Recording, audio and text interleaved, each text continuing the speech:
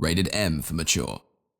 Hola, I'm and you're listening to Interp'd Reality. Here's what the gang got up to last time. You barge open the door. Hello, what do you chaps. say? Okay. We need to put a stop to Tooley's antics, and then we can live a free life. So what you're telling me is we need to kill Tooley. Oh, I would love if you could do that. That would be great. You have entered some kind of a reception area, and there is a robot lady. Are we able to speak to the man in charge of the fort? If you become a member of the Awesome Gamers, it could certainly be arranged. Wait, did you actually write a whole contract that we actually have to I did. No, you did I not. did. I feel betrayed by my own morals. If there's anything we can do to return this world back to just being a game, that'll be great. You guys are stuck in a game. Everyone here is. If you want to help as many people as you can, I don't think Train Hell is the best place to go. How about Okay. Transundra? There's a lot of people there. It's the best place to start, I guess. We were about to start trying to gather together people for the funeral. You fall head over heels in love with an inanimate object in your possession. My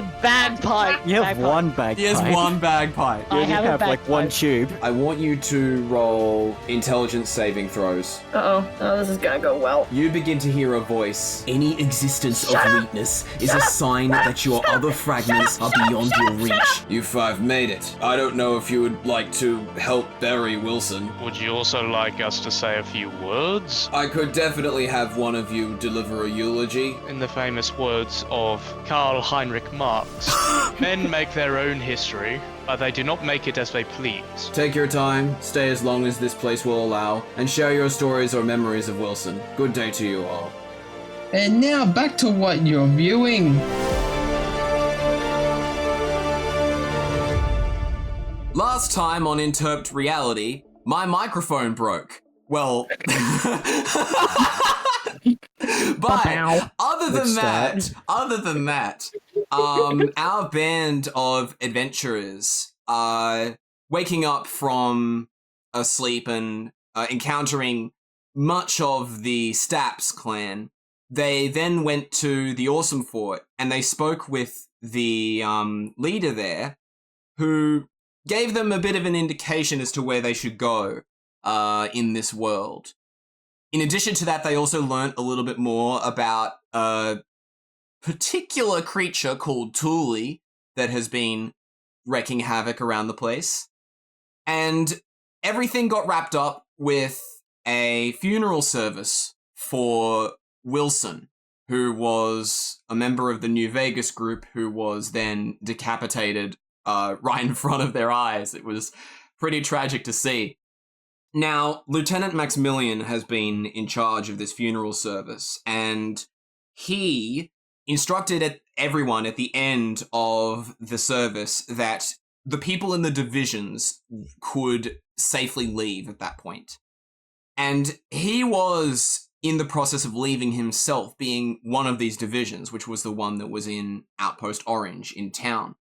But you see that as he walks off and you're about to start interacting with all the other people that are still hanging around the burial site, he realizes something and he comes back. He returns and he looks straight at all five of you. And he goes, you mind if I talk with you for a bit? No. Sure. I'm gonna walk Yes. this way. Yeah, I'm done. yes. Okay. Yeah. Look, I'm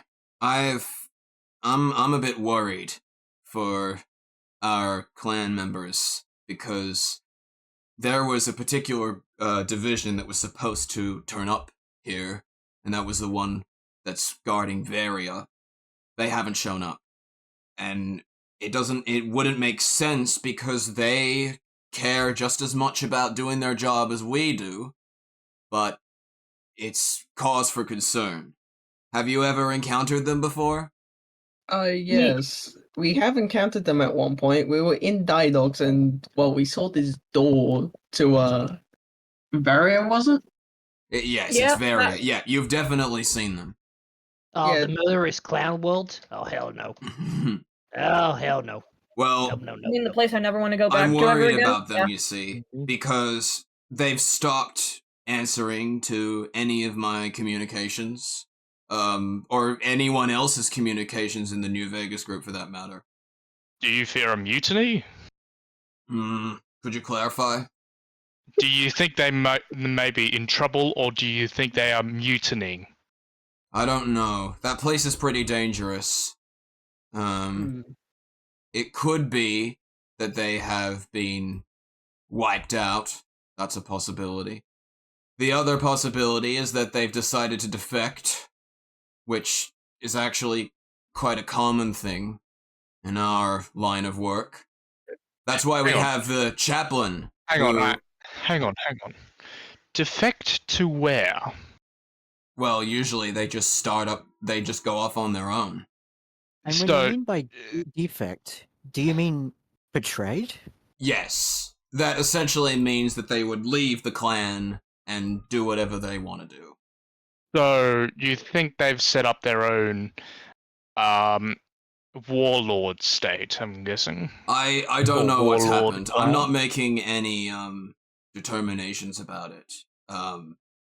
But I just want you all to know that that's what's happened, so that if you ever go back down there, you can investigate for me and make sure that they're still around and they're still helping us out. Shall we? Well, we shall check up on it, and shall we come back? I have to go do this, don't I? Because I'm part of Awesome Fort now. Great. No. Fun. Although we are allied with the Awesome Gamers, I'm not expecting anything from you. If you No. I have to go do nice things. So we're gonna go look for them. You stay back. We're gonna go look for them. All right, Talio, good friends. Jesus Christ, it's when did you gain a moral compass? Look, because I entered something that I can't get out of. I would be cautious, whatever you choose to do. There's a lot going on around these parts, and personally, I would say just relax here for a while. There's people around here that you could talk to. But I do want to give you a parting gift before I head back with the others. All right. What he does is he reaches into his pockets and he pulls out. Let me just check all of your inventories. Oh boy, you guys are pretty strapped for cash. He pulls out 50 gold pieces. Oh, give it to me. And he goes, "Here, you can have 10 each." Ow. Yay. Thank you, kind sir. So go ahead and add 10 gold to each of your inventories. 10 gold pieces? Mm-hmm. That will be equivalent to 1 platinum. Yeah, you can add. No, actually, no. Don't add a platinum. And then 1 gold coin equals to 10 we're not yet. silvers, 10 gold. I'm not, because in this world, money is actually physical, so you have to have the correct change. Yes. Don't you dare think about stealing again. By perchance, do you have a blacksmith around? A blacksmith. That's yes, because I would love to repair the barrel on my gun. Well, I'm afraid to say that you're probably not going to find a blacksmith anywhere in this place. The concept of a blacksmith as a whole is so dated that it's unlikely to even exist. What about a quartermaster? At least he could fix my weapon. Again, I guess that means I'm dated then. You're talking in terms that are very ancient and probably wouldn't apply to any location here. What about a weaponsmith? I mean, it's possible. I don't know of one off the top of my head. We manufacture all our weapons in-house. Okay. Well, is it possible for me to fix my barrel of my weapon? It'll be a bit difficult, but if you can't repair your barrel, I'm sure you can find another weapon to use. I'm sure if we look around hard enough, Karl, we can probably find some scrap on the ground and just put it together. Karl, are you gonna do, like, anything in response to that? Do you want duct tape or something? You want to, like, intimidate? Do you want to borrow a plank? What's a plank gonna do for a barrel? What in the bloody hell is a plank going to do in this situation? No, I'll look for I'll look for a quartermaster myself. Thank oh you. my god, I'm such an idiot. How do I choose? Okay, can I make a quartermaster out of planks? Oh, No! oh my goodness. You're not. I think I'll leave you all to it. Thank you for offering us to help us. But there's no rush, really. I don't want us to get into too much trouble than we already got into last time. So I'll see you later if we ever meet again. Righto. I say. Yeah, and the lieutenant begins to head back towards the hills you entered Trance Tundra in. Now that you look around the burial site, you see that there are a number of other people that are still here. One of them is the chaplain, Angeles, that gave the sermon. There also appears to be a very large robot that has just been sitting on like 2 chairs. You sort of overlooked him when you were coming into the site, but he's definitely this big yellow metallic thing linked together by these smoothly articulating spherical joints. And whatever this thing is, it's based on its hands, which are like cup shapes. It seems like it was designed to be of some kind of use in terrain movement. There is also another guy in the crowd, separate from these other two. He has not been sitting down. This whole time he's been standing up, and he has his arms crossed, and he's just sort of looking around with this attitude of, I really have to go somewhere. He really doesn't want to be here. And I think it's safe to say that he's been doing that the whole time the service has been going on. You okay, Sam? Are you choosing to speak to the person that... Mm-hmm. Okay. Here he goes. Okay, real quick. Can What do I you make a want? wooden robot? Can I make a wooden robot? No! Whatever. No, you cannot! Well, I do not care about your. I do not care about your wooden planks at the moment. I just turn over my. Yeah. I just turn over my shoulder and just go. Just say that. Yeah. DM, I just realized something. Mm-hmm. So I realized, okay, remember when I talked about I forgot to add spells Yeah. because I'm a dumbass? Mm-hmm. So I just did that, Yeah. and then I realized I could learn all these spells. Okay. So, how about you describe the epiphany you had? Maybe it was the chaplain's passage that inspired you. I don't know. Just describe it to me. Why is your hands glowing? What is up with you? Jesus. I gave My him chil- all my children. magical abilities. I think I know. I just realized why I know all these spells because I'm a fucking elf. Of course I know Guys, all I'm these trying to talk to stupid-ass this guy. spells. Screw him. Behold, my child, my children. I know these amazing Children? magic. These words are coming to my head. As you Well, excellent. as Excellent. as Gary is professing his sudden revelation, the guy that was looking angry and disturbed, he walks off. He clearly does not want to engage Okay, bye. in conversation. Oh. But the You don't seem chaplain to want to be here. and also the cat lady has also remained behind. So you have the chaplain, the robot, and the cat lady. Just quick, DM, do you want me to do that D4 roll or no? Let's do it later, not now. Yeah. Okay. So, you guys could choose to speak with the people at the funeral, or you can leave to have a look at the rest of Trance Tundra. I would Well, like to. I would search like the to- room for- oh. I would like to search the room for food. I would like to activate cast. I would like to activate one of my new abilities. Yay! Okay, well, I guess roll Is for that survival. alright? No, roll for survival, okay.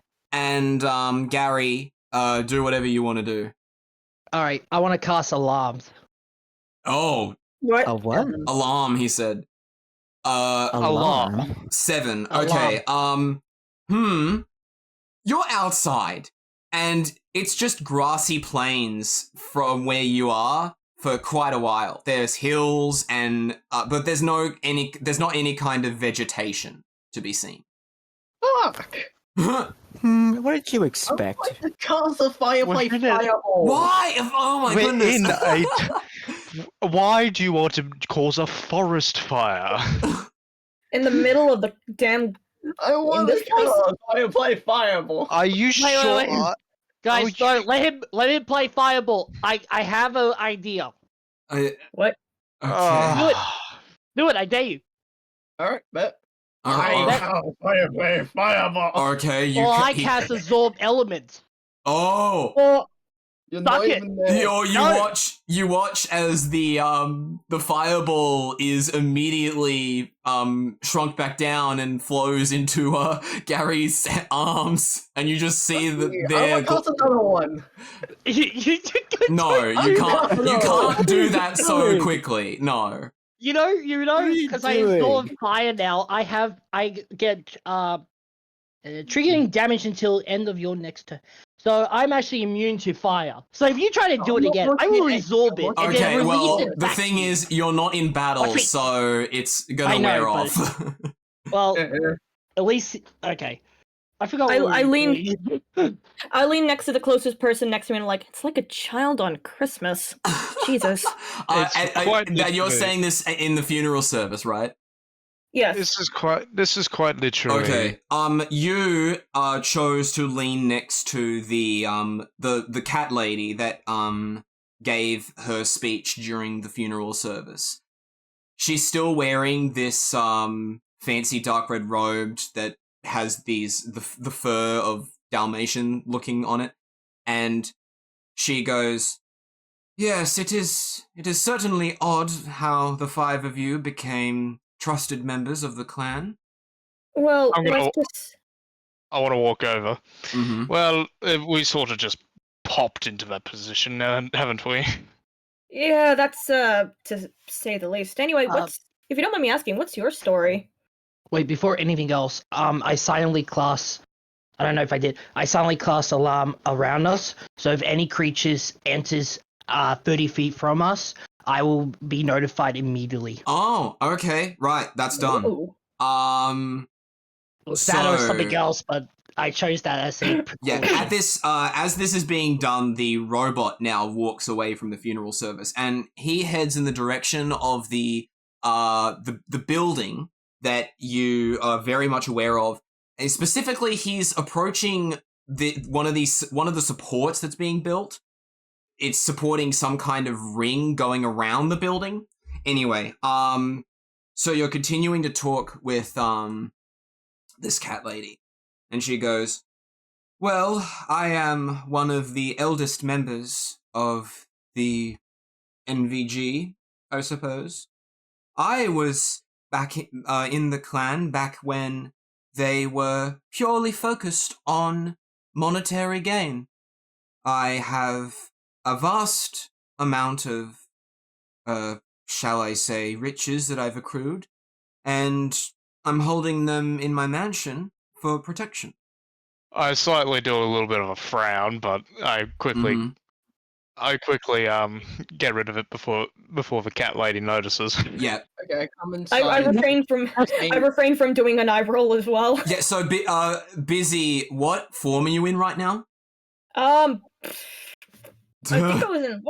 I don't even remember. No, I don't even remember either. Mainly cats. I don't remember who you are. No, she always was in said like that. transition, wasn't she? I was in one of the transitions. Yeah. I don't Okay, remember. so it doesn't matter. That's all I needed to know, because this cat lady, her fur is this radiant white, and she is much larger than Bizzy. In fact, she's comparable to him in terms of height, maybe even taller, and she's much wider. Oh, you gotta love tall women. Mm, I say that quietly to myself. yeah. Okay, I heard that. My lady, can I ask you a question? Yes? Do you know anything about the crystal around my neck? No. Yeah. The search continues. Before we troll her off, do you need any assistance? Like, do you need any help? No, I think I am fine where I am right now. Fair my enough. plan was either to go to the nightclub or back to my mansion. Before we all start heading off, I think we were informed that there was a casino in the area. What's that story about? Yes, the casino. It's directly underneath the nightclub. Now, I don't go in myself because I wouldn't dare gamble away my fortune. But it's a lot harder to get in there anyway. I would be let in a heartbeat, but the rest of you, I'm not so sure. You remind me of one of my aunts. Who Oh, loved to gamble. well, what are you even listening? I am the polar opposite of that, my dear. With the riches or Yeah, something? number one, she's a giant Well- cat lady. Mm. Number two, Well, you're a dragon. Completely different. I mean, Cat if dragon. anything, she's Half definitely the dragon, I'm polar sorry. opposite. Well, you're definitely the polar opposite of one of my. I hesitate. Former. Let's Acquaintances. just say I'm not on good terms with them anymore. But you're the complete opposite. I'm telling you that right now. She looks And- at you, Bizzy, and she appears to become a little more friendlier around you. She senses that out of the group, you seem the most feline-like. And she goes, "Oh, that is wonderful to hear. I'm glad that we share a little bit in common. Well, I mustn't loiter around for too long. It is sad that Wilson passed, but I have to tend to my own duties." Well, talking to you, I guess. Well, if you want to keep talking, how about we all go to the nightclub? You gonna buy us drinks? Is a 14-year-old dragon allowed in a nightclub? Well, does that technically count? Because you're a dragon, right? So you live thousands of years.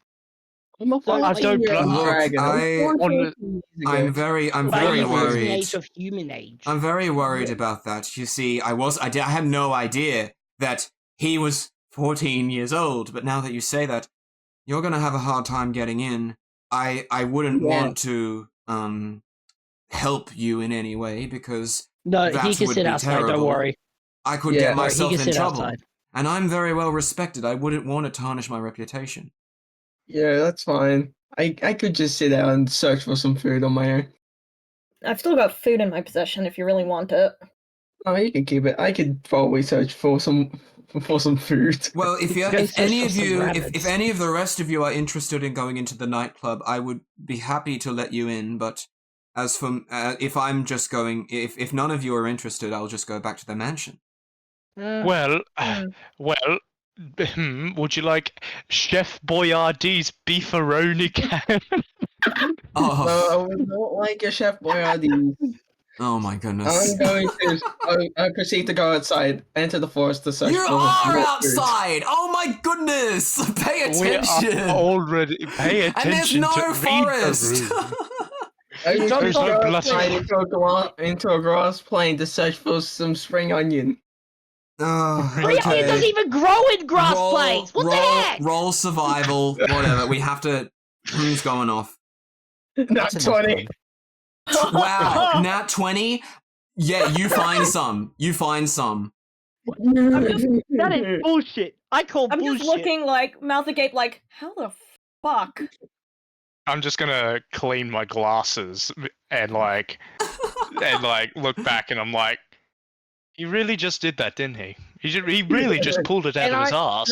And I'm standing here looking at him, going like, I've been in the forest for so long, and I couldn't even find fucking spring onions. And this guy just walks into a place and go, "Hey, look, spring onions." That's bullshit. I am. Is he magical? Because I have never seen one of those around here. I think he's just lucky. I think he's just He gets to stay outside. as one will say. I think he's an idiot savant, as one will say. Well, nevertheless, I believe that he is perfectly capable of subsisting on his own. If you don't mind me asking, is there like a dress code or something for this place? Well, no, because It's a I have night. seen many different people going in there. some less well kept than others, because the nature of the beast is that people will drink, and when they drink, they start taking things off. It happens. Oh, Of course, if you take everything off, you'll get kicked out, but you know what I mean. Bob, You make sure mean you keep going your clothes crazy? on. Well, okay. Interesting. Shall we go to a nightclub then? That's Okay, what we're all interested in. most of you would like to go? I will go. Sure. I have no Why idea not? what that is. Okay, Timber, you might have to stay outside. The pub. It's too innocent for you. I mean, it's too pure. Well, no matter. I'm gonna hold them up like like underneath the arms. I'll go. It's the pub, and then I place them down. Well, no matter how many of you come with me, I'm sure it will be a grand time. So, let's head off. She begins to walk in the direction of the building, and she turns back towards you, waiting for any number of you to follow. I'll follow. I also follow. Okay, quickly out of character. I'm surprised I got a net 20. Yeah, I am too, and like, I just went along with it. It's a mundane request, so it's fine. I might as well see what this really is. Yeah, so, all of you... you're not going, are you? Yes, I'm not going. Okay, so, Too young. let's go... Let's follow the group.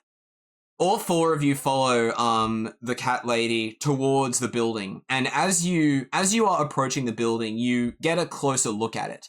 It is this, large, sort of cube-shaped, structure, very big. It is colored with this rainbow tile arrangement that has cascading colors going down. There are windows on the top floor that stretch across the entire building as if it's like an atrium. And also being constructed, like this is actually in construction. Something is being built around these windows. And it's weird. It's some kind of bending track. I mean, you can see that there is already a track, a road going around the building in a sort of oval shape. But now there's another track that seems to be being built in midair. And you see that the robot is at one of these supports bringing materials over. Plus, there are a couple of other construction workers standing around that area using all sorts of heavy machinery. The cat lady it just ignores them and walks straight across the racetrack and towards the building. What do you all do? My alarm's still on, but there's no need for concern. I think we should go in. Can I do a perception for it? What are you perceiving? Oh, I want to perceive what they're building. Okay, I might sure, know. do that. The shape of the nightclub looks very 11. familiar. Oh, it does? Familiar. Huh. I guess that is a good thing. It means that you'll know what to expect. Now, you got an 11, Karl. So, what you see is whatever is being constructed in midair, it being held up by these supports that go all the way down to the ground. It is another track, much like the one that's on the ground. However, this one doesn't seem to behave to, common decency standards when it comes to building a track. There are quite a few tilts that that would cause something to fall off it. And even in one instance, there is a full twist in the track. It seems to be built all around the windows as if to make a show for whoever is inside. And looking at the people that are building the track, you see that, of course, you've got the robot, the yellow robot that is very large and is moving all these construction materials around. But you've also got a burly-looking man, a smaller man, and then you got two ladies, one dressed in these sort of engineer-looking clothes. Like, it's a bit different from the others where everyone's mostly just wearing construction gear. She has more engineer attire. and then another one that looks very disinterested in this whole thing, but is just moving along. Would you guys want to approach the construction or continue? I would like to approach them. I have a question. Okay. Who would you like to approach?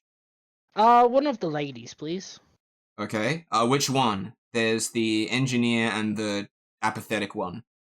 The engineer. Okay. So you walk up to her, and she notices your approach, and she turns her head, and you see that the glasses on her face, the lenses are really big. So when she looks at you, your vision is almost completely taken up by her eyes. Well, and hey, back up for a second. I'm gonna lean down to Bizzy, and I'm like, is he trying to be a Casanova? What is he trying to do over there? I have no idea, but I really want to see what happens. And she goes, hello there. Hi. How are you going? You going good? Oh, yes. Well, construction is going along very well. It's very, very interesting. I got a question. Number one, what's up with the track? Well, we're building a new racetrack. Oh, it's a racetrack, yeah. Right? Mm-hmm. Just as the one on the ground is. We're building a brand new one.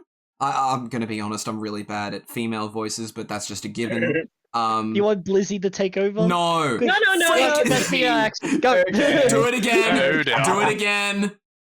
Say that again. Say the line. Bizzy. Say the line. Say the line, Bart. It's Bizzy. Yeah. Oh.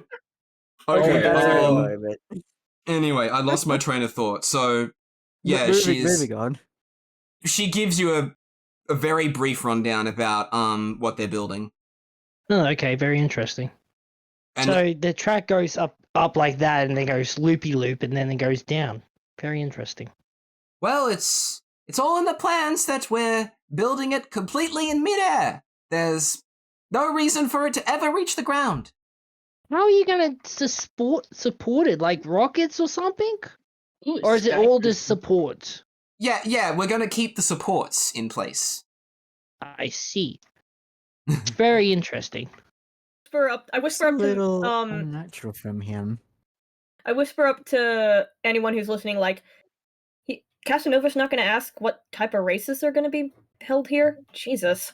Casanova was about to ask that question, but Casanova keeps on getting interrupted. As you are talking to the lady, the burly man, the burly muscular man, he is walking backwards and he's signaling with his hands. He's like, okay, keep coming. And the robot is carrying some, it's like a big brick of concrete, shall we say? But all of a sudden, he bumps into one of these supports, and the muscular man looks up and he goes, oh crap, run, everybody run! All of them immediately start fleeing. I need all of you to roll dexterity saving throws. Does my I need to check. 15. 15. 12. Okay. Interruptions. All right. So what? Interruptions. My alarm activates. Okay, great. So I already noticed it before like when it happens. So do I need to still roll? Even though I already know it happens? You still need to roll. My alarm. Don't do anything. Because I'm gonna. Yeah, you don't need to do anything. You're not there. Wouldn't he also be at advantage? Oh, well, never mind. 20. Oh my goodness. No, it gives me 10. It gives me it mental pings me when something happens. You all straggle backwards very quickly, and you see as from the track that is suspended in air. Well, it's not suspended; it is being supported, but it mostly in air. thick chunks of cement begin to roll off and then slam onto the ground, and they just spread on the ground there. And noticing that you are all sort of around the place, the big man runs over to you and he goes, "Huh, are all of you all right?" Jesus Christ! Good So, lord. unscathed. Yes, I'm gonna dust off my jacket like a, you know. Well, Yeah, and accidents like this happen. It's all par for the course. yeah, when Are you you actually don't have proper support. Are you by chance unionized? What's a union? Actually, I have a better question for you. That bloody explains it. I have a better question for you, and this really applies to my job, and I will need to do this because it will bug me if I don't. Mm-hmm. Where is your where's your statement of where's your statement data sheet? Where is your management data sheet? Where is your work boots? And why are you not wearing a hard hat? What? Helen, I'm not tell me. wearing. I don't know what the rest of that stuff is, but you must be blind. He taps his hard hat. That is not a proper safety hard hat. You just got that from a stupid marketplace, didn't you? Oh my god. Is it even safety protected? Is it a safety nine? Somebody that's so obsessed with construction being up to code. Look, pal, we've got a job to do. We can't stress over planning because we've already got people that are doing the planning for us. And any more dawdling is going to cause this project to be delayed. Project's already delayed.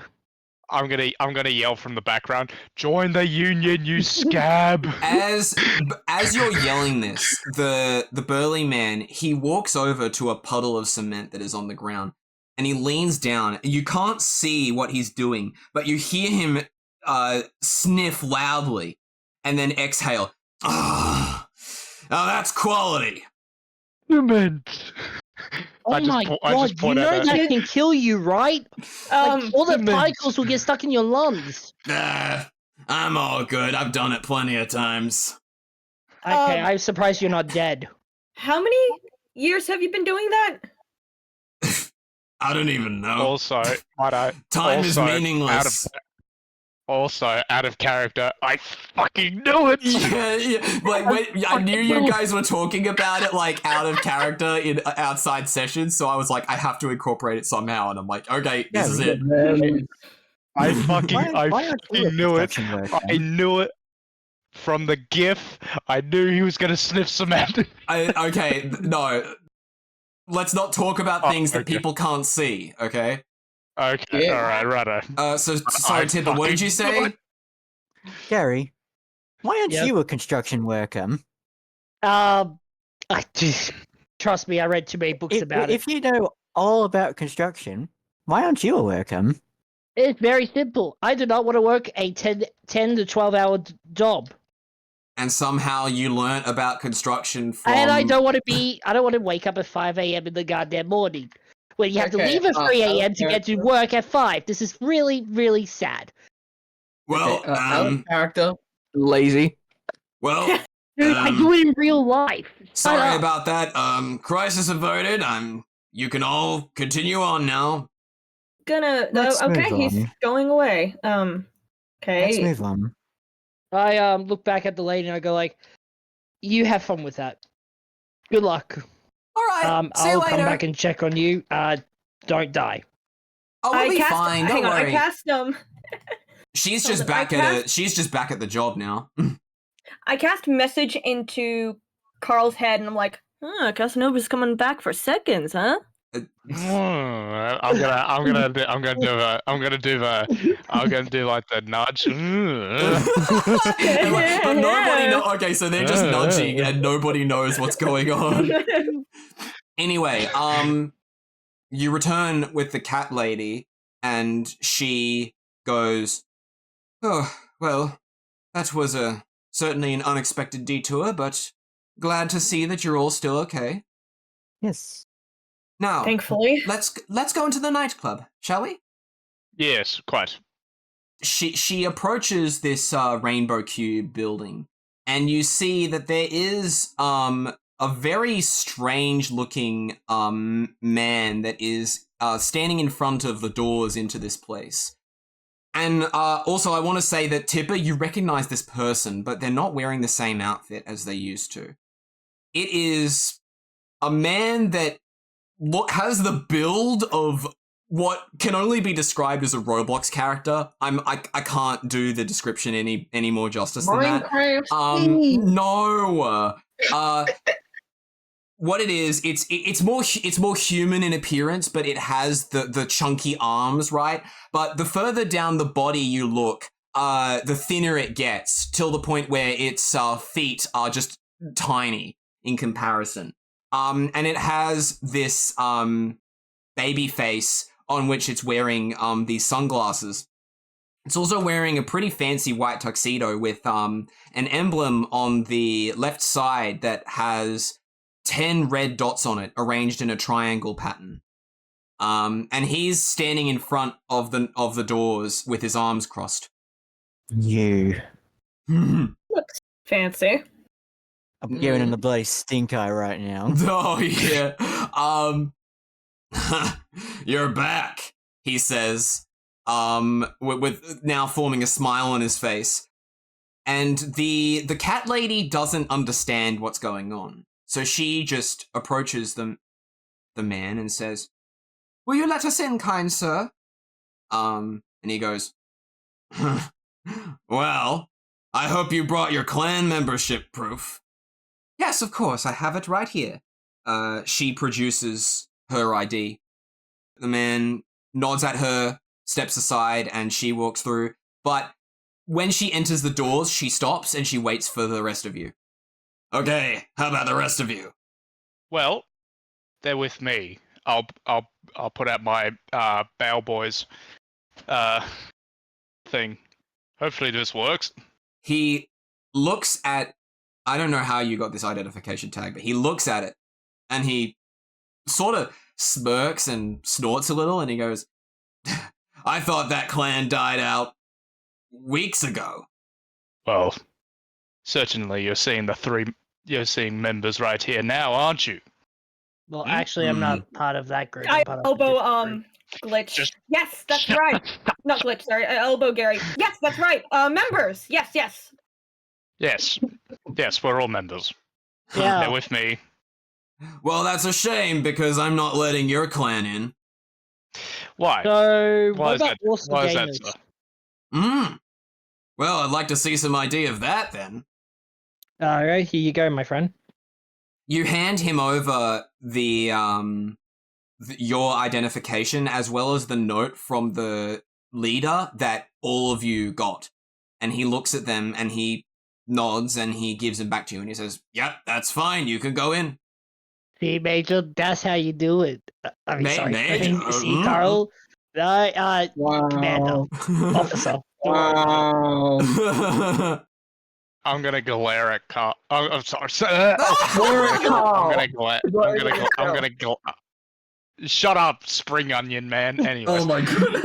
Wait, is he Anyways. That's what I did. No, he's not actually. Yeah, he's not there. He's not there. He's not on the field. Anyways, I'm gonna glare at Gary and I'm like, like, you know, like the What, the child? Yeah. Child? Yeah, I'm gonna go me, that's you. Alright. Alright, Before we walk in, I tell the guard dog or whatever he is. Hey, if you see a dragon person try to walk over here, tell him to go back to the field where he belongs. Okay? Thank you. I look at Gary silently like, what the fuck? He looks at you. He still has his arms crossed and he leans down towards you and he goes, "I'll take orders from whoever I please." Okay, you know what? That's fair. I think you should get in before I do anything else. How about that? Oh, really? What did you something else then? Come along. I push Gary in front of me. Let me fight him. I'm gonna also. Idiot. I'm also gonna call out to him and just go, Come on, oh great one. We're going inside, and now, I'm gonna like push his as you're head as you're inside. pushing Gary inside, you now see that the interior of this place at first is a very narrow corridor painted in black with these steps that have these pink lights on them. They go up, but there is also a way to go straight forward. The door at the top of the stairs is unguarded, and the one at the bottom of the stairs is guarded by someone that's dressed in more regular security-looking clothes, like a black jacket, whatever. But they're very small. They have this like doughy body to them, and the sunglasses are even more prominent. The cat lady is walking up the stairs. I'm just following her, walking up the stairs. Then. Yeah, I'll walk up there as well. I roll up the stairs. What a strange place. Okay. Well, with that, we'll now take a deviation, and we'll start traveling home for a moment. So, well, following, not traveling. You watch as all this happens outside, and you've been walking around Trans-Tundra yourself, and there are a number of places that you see.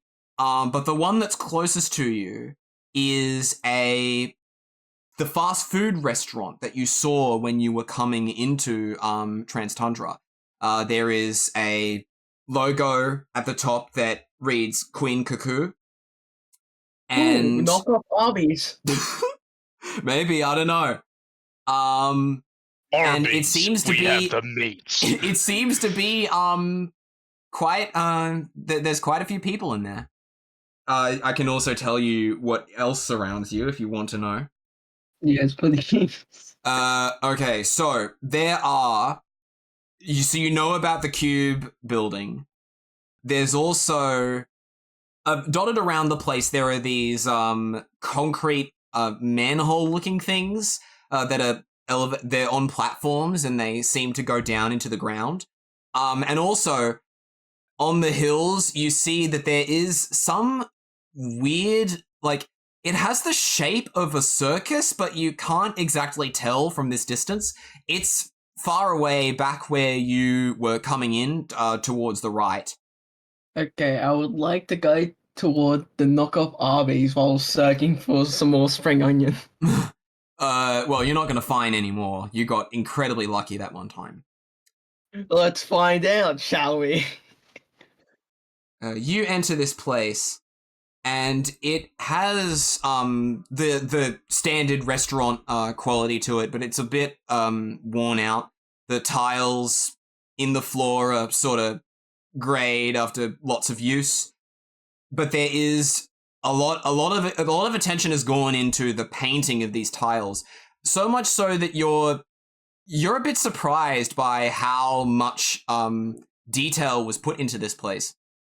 Of course, there are any number of people sitting down and eating their food, but also there is, at the counter, a very disinterested person. He has a scruffy, pointed hairstyle that you can ascertain is probably from him wearing a cap for too long, and he's, of course, wearing the company uniform.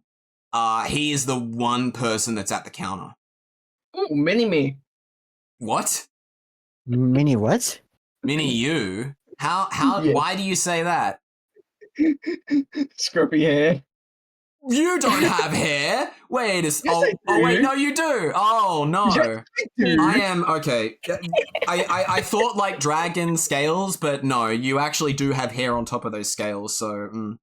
This dragon got real hair. Yeah. That's That not, makes no sense. that's not a Objection. contradiction, that's just me being stupid. Anyway, Yeah. what would you like to do? Well, I would like to just go up to the counter and say, "Hey, what type of food do you guys have?" Well, we've got burgers, chicken, fries, fruit, drinks, combo meals, whatever you fancy, within reason. Okay, out of character, this is more like a McDonald's combined with an Arby's sign. I mean, I don't know. I'm not making any comments about anything. I will take a couple. Actually, I'll take the entire menu. What? I just said the same thing. Are you? I'll take the entire menu. I'll take your entire stock. You see, this man, he groans very audibly as he now realizes that he is going to have to honor your request and put it into the teller, even if you don't want it, because there's probably some company policy that mandates him to. And so he goes up to the counter and he begins to type it in. And as he does, you hear him say basically all the menu items. 1 beef burger, 1 cheeseburger, 1 deluxe cheeseburger, a Tundra Titan, chicken burger, deluxe chicken burger, chicken wings, foul play wings, bit burger, deluxe bit burger, bit bliss, curly fries, deluxe curly fries, fruit, 5 fruit platter, drink, and we'll also have the deluxe drink. And then we'll do the combo meals. Oh no. Now he is genuinely beginning to regret this decision, and he goes, no, you know what? Everything on the menu, that includes the combo meals, I'm not even gonna put them on. So that in total that is 54 gold. Oh damn. You have that much gold. And if I don't have that much gold, is it possible for me to work here to pay off that debt? Well, our number 0 combo meal will let you get 20% off anything you make yourself, but I don't think you're gonna be able to get 20% off 54. Like, that's crazy. 20% off 54. That's 27. No, not 27. No, that's half it's off. not. My bad. It is. I did not. I did not. It's math. 43.2. My bad. My bad. I bet you still don't have the money for that. Yeah, I do not have the money. Or the time. All the I time. probably might have plenty of time. Well, So, are you gonna yeah. make a serious order or what? Oh yeah, I'll just take a couple of combo meals. And do you guys have any Dr. Pepper or Coca-Cola Sprite here? I'll have 2 number 9s. Well, we have Coke, if that's what you're after. But large. can you say I'm just what? Can you extra say dip. what combo meals you'd like? I'll take combo meal 1 and combo meal 3, please. Okay. And now I am going to have to do the laborious task of actually calculating the prices of these meals. So you said a number 1 and a number what? And number 3. A number 3. Okay. So would you like that in deluxe? Yes, please. Okay, I have to restart. Okay, so, and then that will be the deluxe drink, and then we have, you say, number 3, a deluxe of that would be a 3.5 and a 2.5. That times 0.8. That comes to 14 gold. All right. That's something more manageable. I will pay that.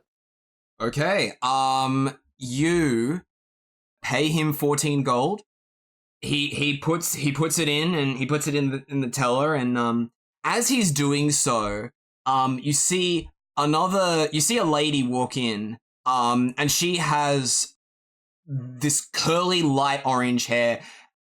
She also has pretty large glasses, although they're not the same size as the engineer that you saw at the construction site, and also they have no lenses in them.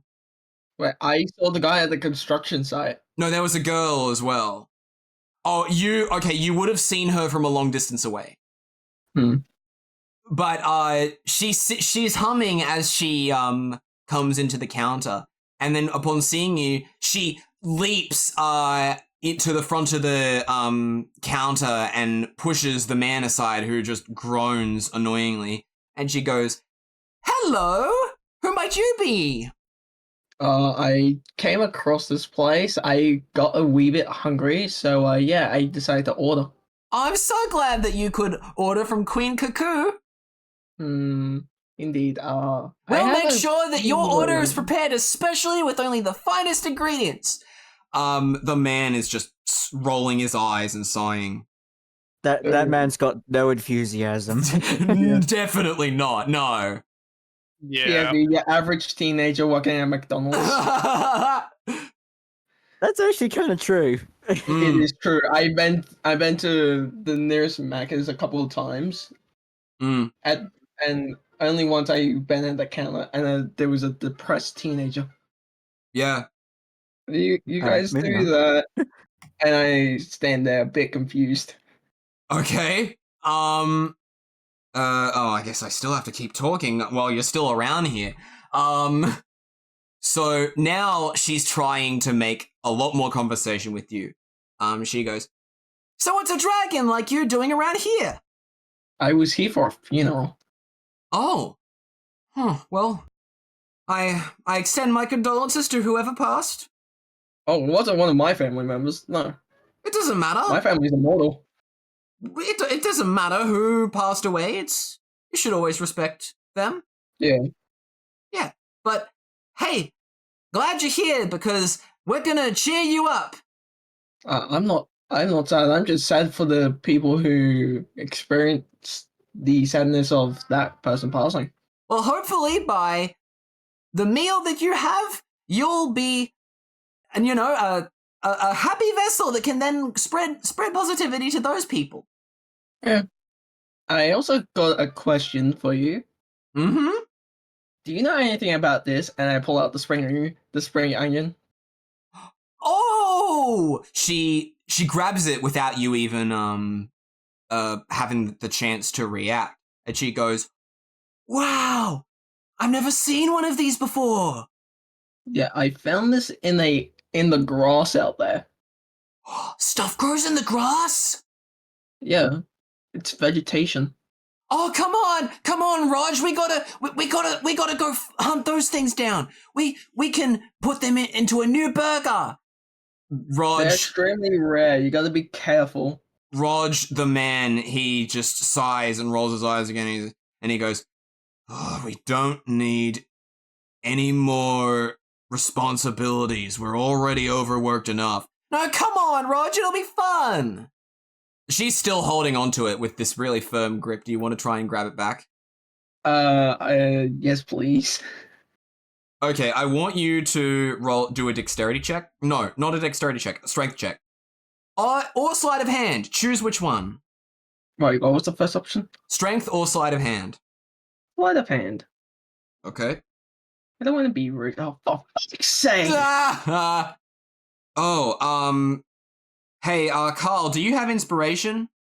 No. Then take some. Wait. Oh. I still Excellent. have Hell. I forgot about that. I forgot I still have some. What are you thinking about? Just want to get my spring onion back. Well, you try to carefully slip it out of her hands, but you're unable to. She has a bit of a tighter grip on it, and she doesn't even realize that you're trying to do it. If she doesn't know this, I would like to stealth and then do sleight of hand. Okay. Well, if you want to take the long route, go ahead. Fuck! You want to stealth? Then Oh my steal? goodness. Things really aren't going your way, are they? After that fucking natural 20. Yeah. I want to curse. Well, after 2 unsuccessful rolls, the lady with the curly hair, she continues just blabbing on about all the things that they could do to change up the menu and make things fresh. And she walks back out into the preparation area with your spring onion, and it's removed from your inventory. No! My spring onion! It's gone. No! I was gonna name it Jeff. Jeff the spring onion. Oh Jeff my the goodness. spring onion. Wow. Spring onion. Anyway, Were you gonna give it eyes and a face? so I was gonna give it a plank and feed it a plank. So, what do you want to do now? Okay, while they're doing that, I'd like to go outside and search for another fresh idea. So that whole time, you're outside and you're searching for one of these onions, but you're just unable to find another one, unfortunately. You look everywhere. You're parting grass with your hands, trying to find any kind of plant in a sea of just completely pristine grass, but you're unable to find anything. Damn. I want you to roll perception. Perception, okay. Mm-hmm. 8. Fucking hell. You hear someone yelling inside the restaurant, but you're unable to pick out what they're saying. I hear... What is yelling? I'll choose to go inside. So you turn around to go inside and you see that Rog is standing at the counter with the tray of your food and he's yelling to you to come back and take it. Oh yeah, sorry about that. I'll take it now. Yeah, just find a place to sit down and, leave me be. Alright, that's fine. I'll choose to sit in the corner. Are you sitting with anyone or alone? Alone. Okay, so, you carry your tray over to your table and you see that on your plate is 2 large burgers made with ingredients that you don't recognize, as well as 2 large Cokes, and also there is a platter of 3 fruits. Give me a second because I need to roll for the fruits. Let's see what you get. One of them's a banana. So you get you got a banana, a lemon, eggplant. You got a banana, a lemon, and an orange. Ooh, now, citrus. Would you? I'm gonna get you to roll investigation. Investigation. Where did I put that again? Okay, there it is. 10. So you look at the burgers and they're very odd looking. You see that the ingredients inside aren't any that you're familiar with. You see some kind of purple tomato looking slices. Of course there is beef, as there would be, but you also see some mushrooms that they're not normal mushrooms. They're very light in color and their heads they have red spots on them. Is this an inverse fucking toad? I mean, I know what you're referring to, but I'm not going to say anything. What else is there in it? There's also some white shavings that you're unable to pinpoint what they are. Parmesan? You can't tell. I'm gonna take a wild guess and say it's Parmesan. Whatever you want. Anyway, would you like to eat it? Might as well. Okay, roll medicine. Medicine. Yippee. Where did I put that? There it is. Bro, I get a high roll on that. Okay, so considering that you are already 12 out of 14 hit points, I'd just say that you heal everything. The burgers are actually quite tasty. You're surprised by how similar they taste to the ingredients that they're supposedly trying to replicate when, they're not that. So you got your beef, your tomato, your mushrooms, and it does feel like the white shavings taste like cheese, although they're a bit dusty in your mouth. You can see that when you open your mouth while you're chewing, there's white dust coming out. Interesting. I would like to perform Arcana on the cheese. Okay, go ahead and do that. You want to perform magic on the cheese? Let's see. 15. Oh my goodness. Okay, so The cheese grommet. you feel a bit funny ingesting these white shavings. It's almost like your stomach is lurching upwards for no particular reason. It's not painful, it just feels odd. Odd feeling. Okay, let's drink a Coca-Cola. Okay, as you continue eating, I want you to roll perception. Perception check. Mm-hmm. There it is. I found it. Fucking hell. Thanks. My god. Okay, so, you're too busy eating your food that you don't really, realize that anything is, unusual about what's happening. Of course, there are multiple people that, come in and continue to order food and then, sit down eventually once they've gotten their food. You do hear a, distinctly younger voice at the counter after a while. But, that's all you can make of that. There's no way this kid's already in Trans Tundra. There's no way. Would you like to look, or are you still eating? I would like to do a quick look. Okay, let's do perception again. Ooh, 18. So now you look over and you see that there is indeed some teenage boy standing around the counter after having ordered. He has a mop of ginger hair, and there's a really wide grin on his face. He just seems giddy to be in this place ordering this food. He's wearing a denim jacket, and there are some badges on it that you're not able to make out from this distance. Can't be that kid. Would you like to roll history? I would like to roll history, yes. Okay, go ahead. Ooh, there we go. 19. You have no recollection of this person. Yeah, that's all I'll say. You have no recollection of that person. It can't be the same kid.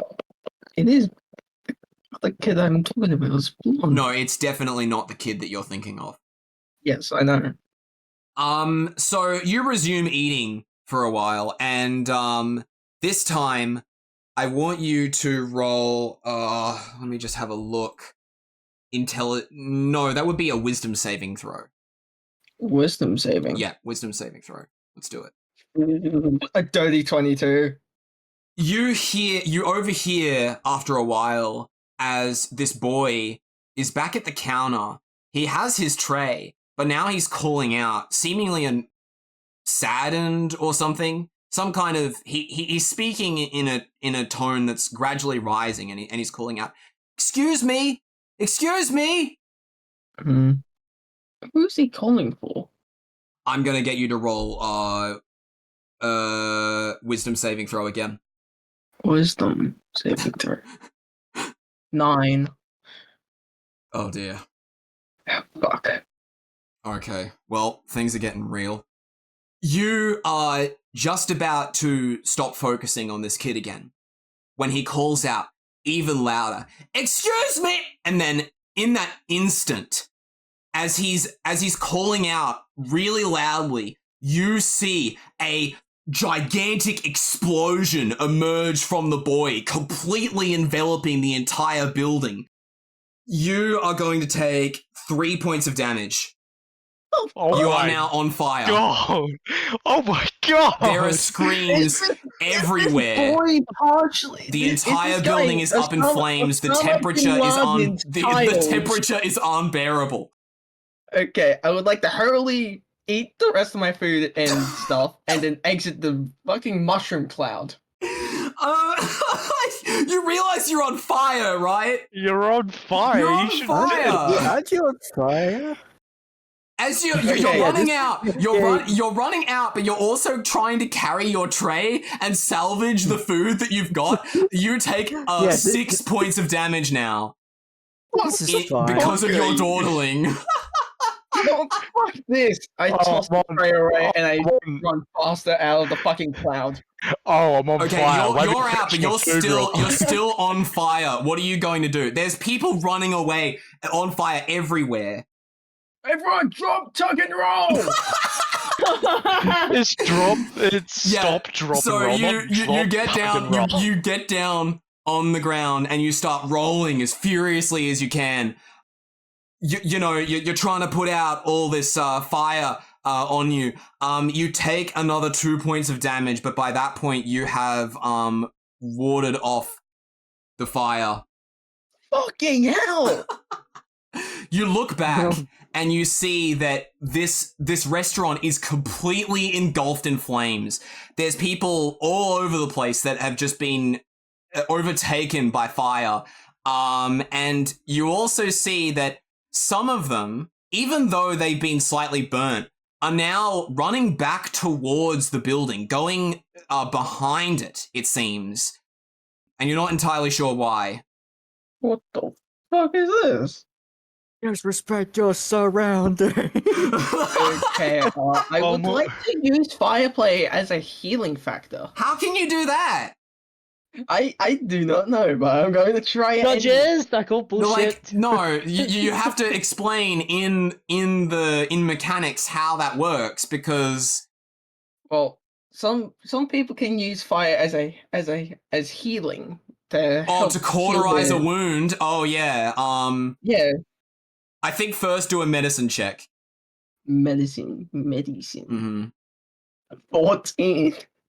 You look down at yourself and you see that although you are relatively scorched, your scales have already protected you a lot from the fire.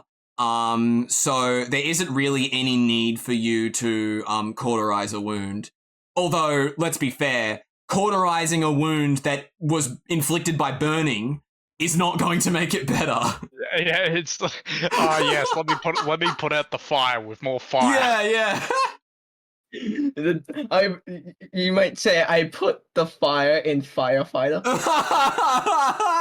Oh no, mate! You're fighting fire with fire. So now, I like to say I put the dragon in Dungeons and Dragons. So now that you've checked yourself out, you've done what you can. Of course, you see all of the food that you spilled all over the ground. It's safe to say that the drinks are completely spoiled. They've just leaked everywhere. You could probably salvage some of the food that you threw and heal a little bit from that. Yeah, I would like to do that. Okay. Considering I'm at 4 HP. Yeah, so give me a second. Let me look. So, you're at 1. Oh no. Oh, I didn't even realize. No, he's at 3. He's at 3. You're at 3. Okay. So that's how math works. That's sad. Yeah, so you'll be able to salvage, I'd say, let's go with 5. I'll give you 5 hit points. So you're at 8 of 14 now. 8. And now you see as the people that went behind the building have now emerged with these, hoses, and they're now starting to completely drown the building in water as fast as they can. No, okay, before I do anything, roll insight. Insight. Fuck's sake. 6. 6? Okay. You don't notice anything that's particularly out of the ordinary when this is happening. Apart from the fact that boy just freaking exploded. That was the one thing that just made absolutely no sense.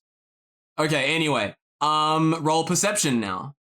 Damn it, that boy made me burn. 8. You, from the distance that you are, you look back over towards the nightclub just in passing, and you notice that the guy that was standing in front of the doors is not there anymore.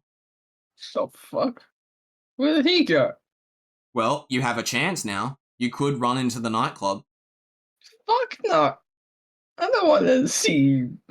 But it's where all your friends are. I don't want to see prostitutes. What? What? Um, Under what?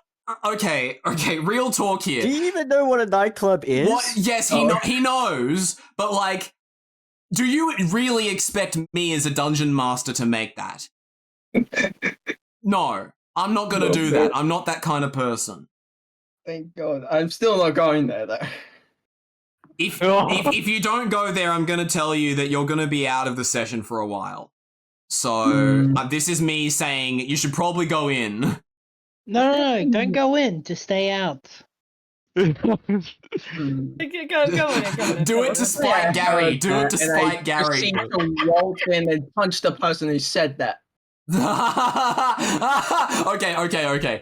All right. That is good. Okay, so we are going to get some new music now. You make your way into the nightclub. and you've seen the staircase, you've walked up the stairs, and you've reached these black double doors, and the cat lady opens these doors for you. And now you see this intense nightclub atmosphere. There's there's I see, no, there isn't. No, there isn't. Maybe maybe there might be. There might be, but let's not set that background character. Anyway, there's something trance music which you could originally only hear faintly, but now it's booming in your ears. And you're immediately drawn to the dance floor. There's glowing lights underneath it that are changing in colors all the time, as well as having spotlights cast down on the dance floor. And behind all the people that are dancing, you see this large yellow figure who has this glow to them that's a bit unnatural. They're absolutely killing it at a turntable. And there's a massive assortment of human and non-human citizens. They're all jumping enthusiastically, or they're drinking at a bar that's to the right of the place. And it is also lined with these pink neon lights. And on most of these people, you can see that they have the symbol of the Awesome Gamers on them. Now, as you are walking through, the cat lady actually turns immediately left and takes a seat in a corner of the nightclub. Covering my ears like holy flaming. You are, all of you are gonna have to yell to be able to talk in here. Holy flaming music! I quickly go. I lower my head down to Bizzy. Say, "Would you like a drink?" What? Would you like a drink? What? Hold on, I got it. I'm gonna pick up a glass, and I'm like an empty glass, and I'm gonna point at it. What the heck is going on? I don't drink, but sure. Pour her some apple cider. I will be back. Wow. Yeah. Okay. So I'm gonna follow Karl. So you walk over to the bar. It's much closer to where the music is coming from, so it's a bit louder over here. But, you know, it's still relatively the same thing where you're going to have to yell anyway. There's some drunk people here, obviously. They clearly had too much to drink, and they just, you know, collapsed on the bar with the drinks in their hand. One of them especially is this girl, and she's giggling to herself as she holds a glass in her hand. There is one vacant seat right next to her at the bar. I wanna see if I can try and call over the bartender. Mm-hmm. Excuse me. That's in the British accent. So yeah, you call out and you see okay. Now you're gonna hate me for this botched character design, but you see this tall light blue cylinder. That's all it is. It slides along the bar towards you and stops in front of you. Let me guess, it's also T-posing. No, it's just a light blue cylinder. Yeah, a light blue cylinder with no arms, T-posing, sliding. Perhaps? Excuse me, could I take a whiskey on the rocks and cola cacao?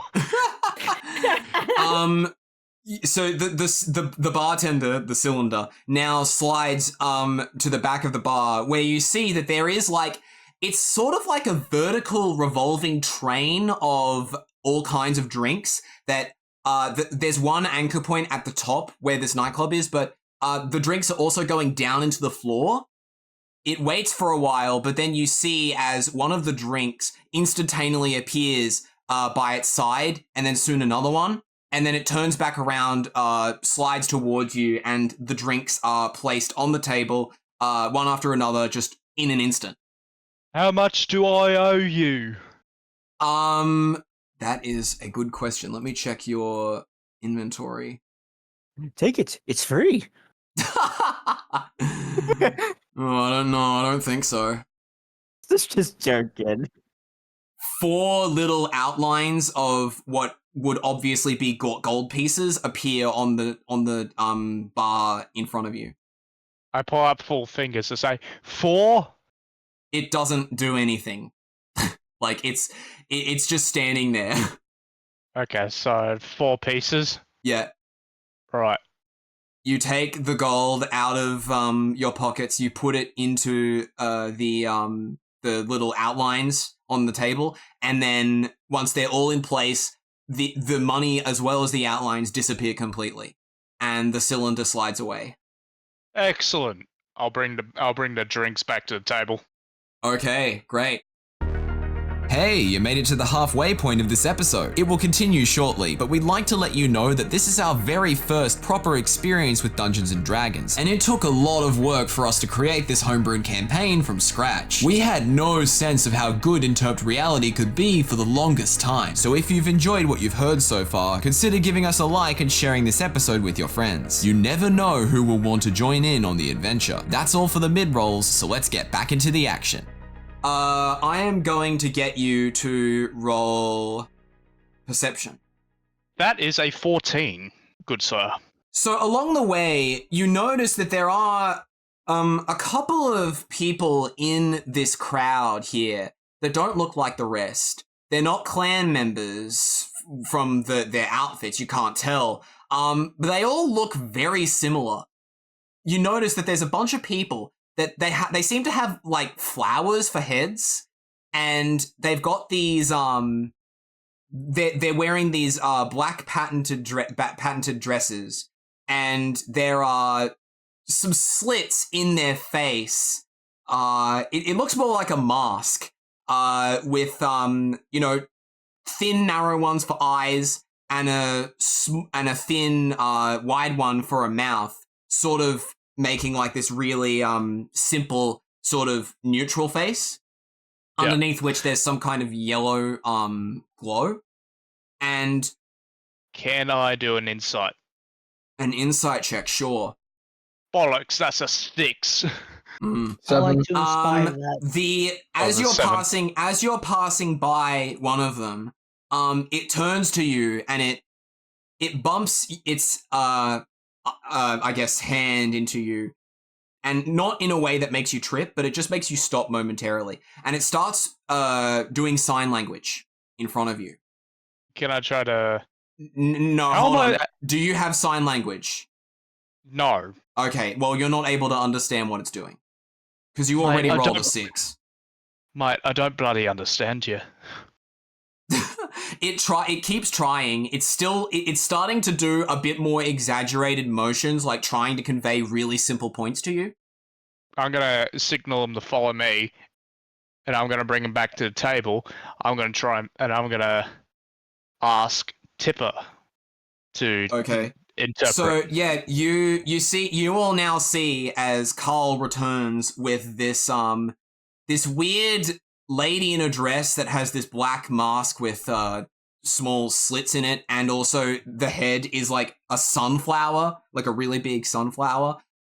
And you've been talking to the cat lady for a little while. You're not really making any headway in terms of conversation, because really she's still getting into her element.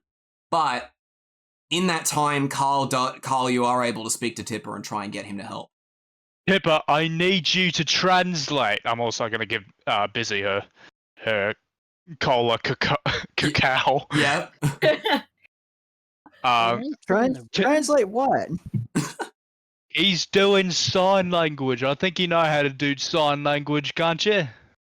If he's doing ninja arts, walk away. This ain't fucking Naruto. Right. What?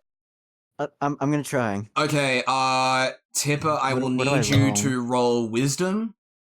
I take the drink. Meanwhile, I take the drink from Karl's head. Thanks! Do I owe you anything? No, it was only 4. 4?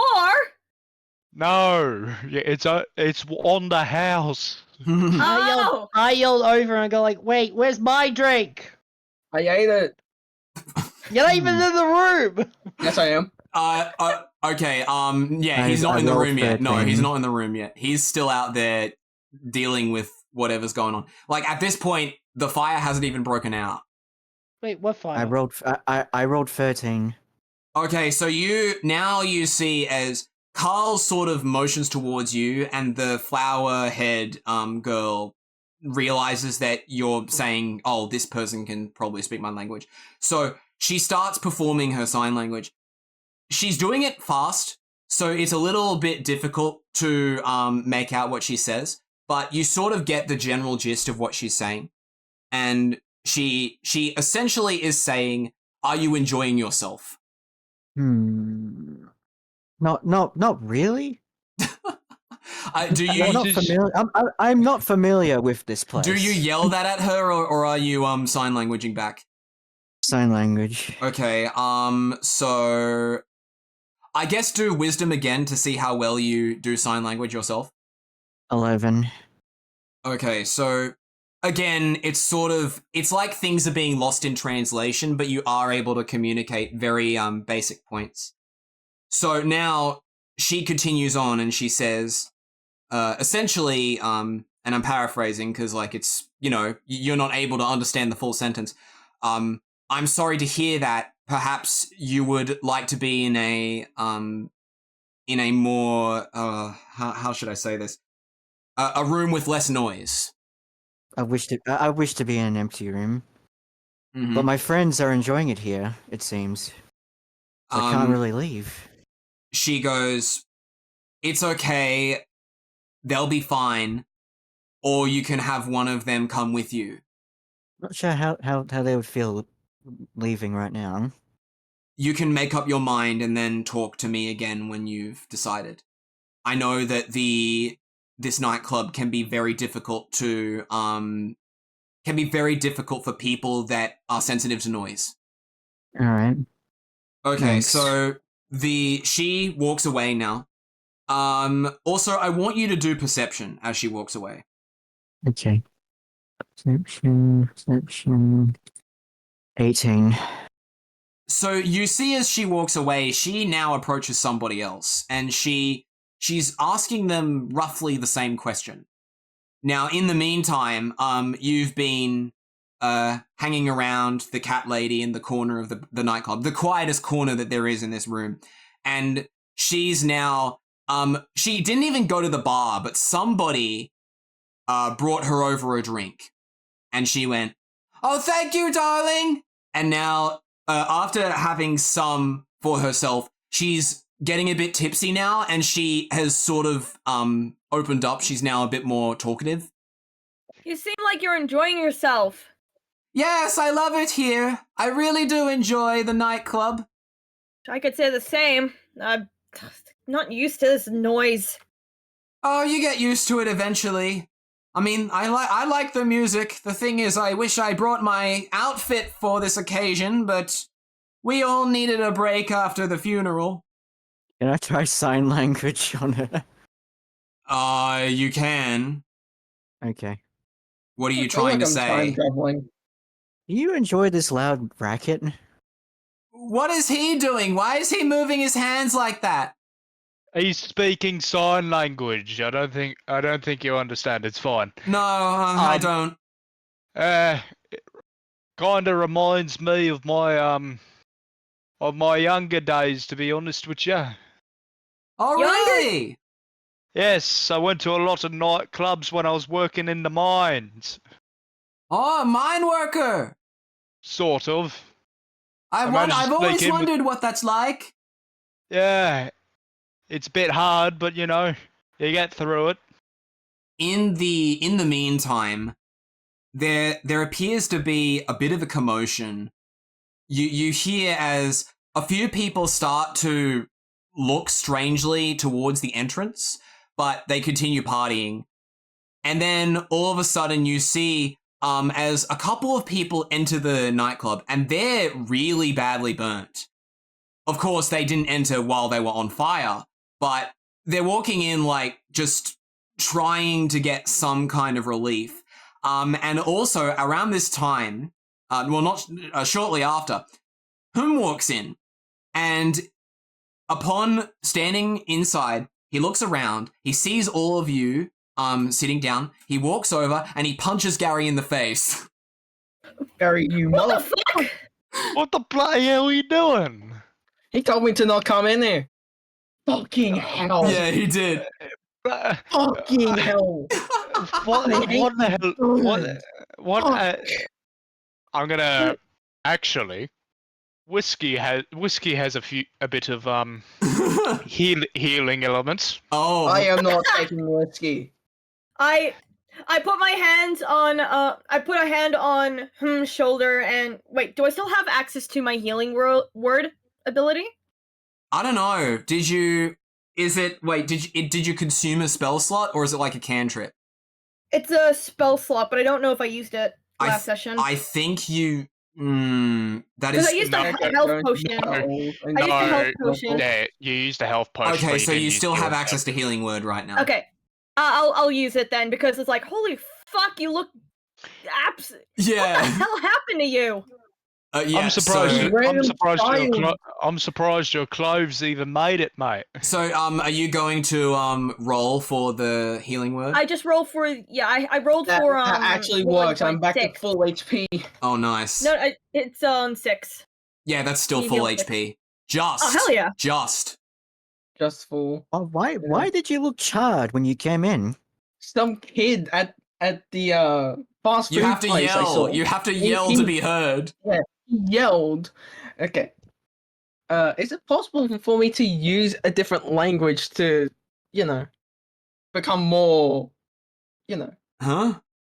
You can just yell. You don't have to like be in a different language. Like. Yeah. All right. Fine. Oh yeah. Some random kid in the fast food place screamed and exploded, setting me and everyone else in that building on fire. What do you mean building? Where did you go? I went to a fast food place to get some food. Why? I You had was spring. hungry.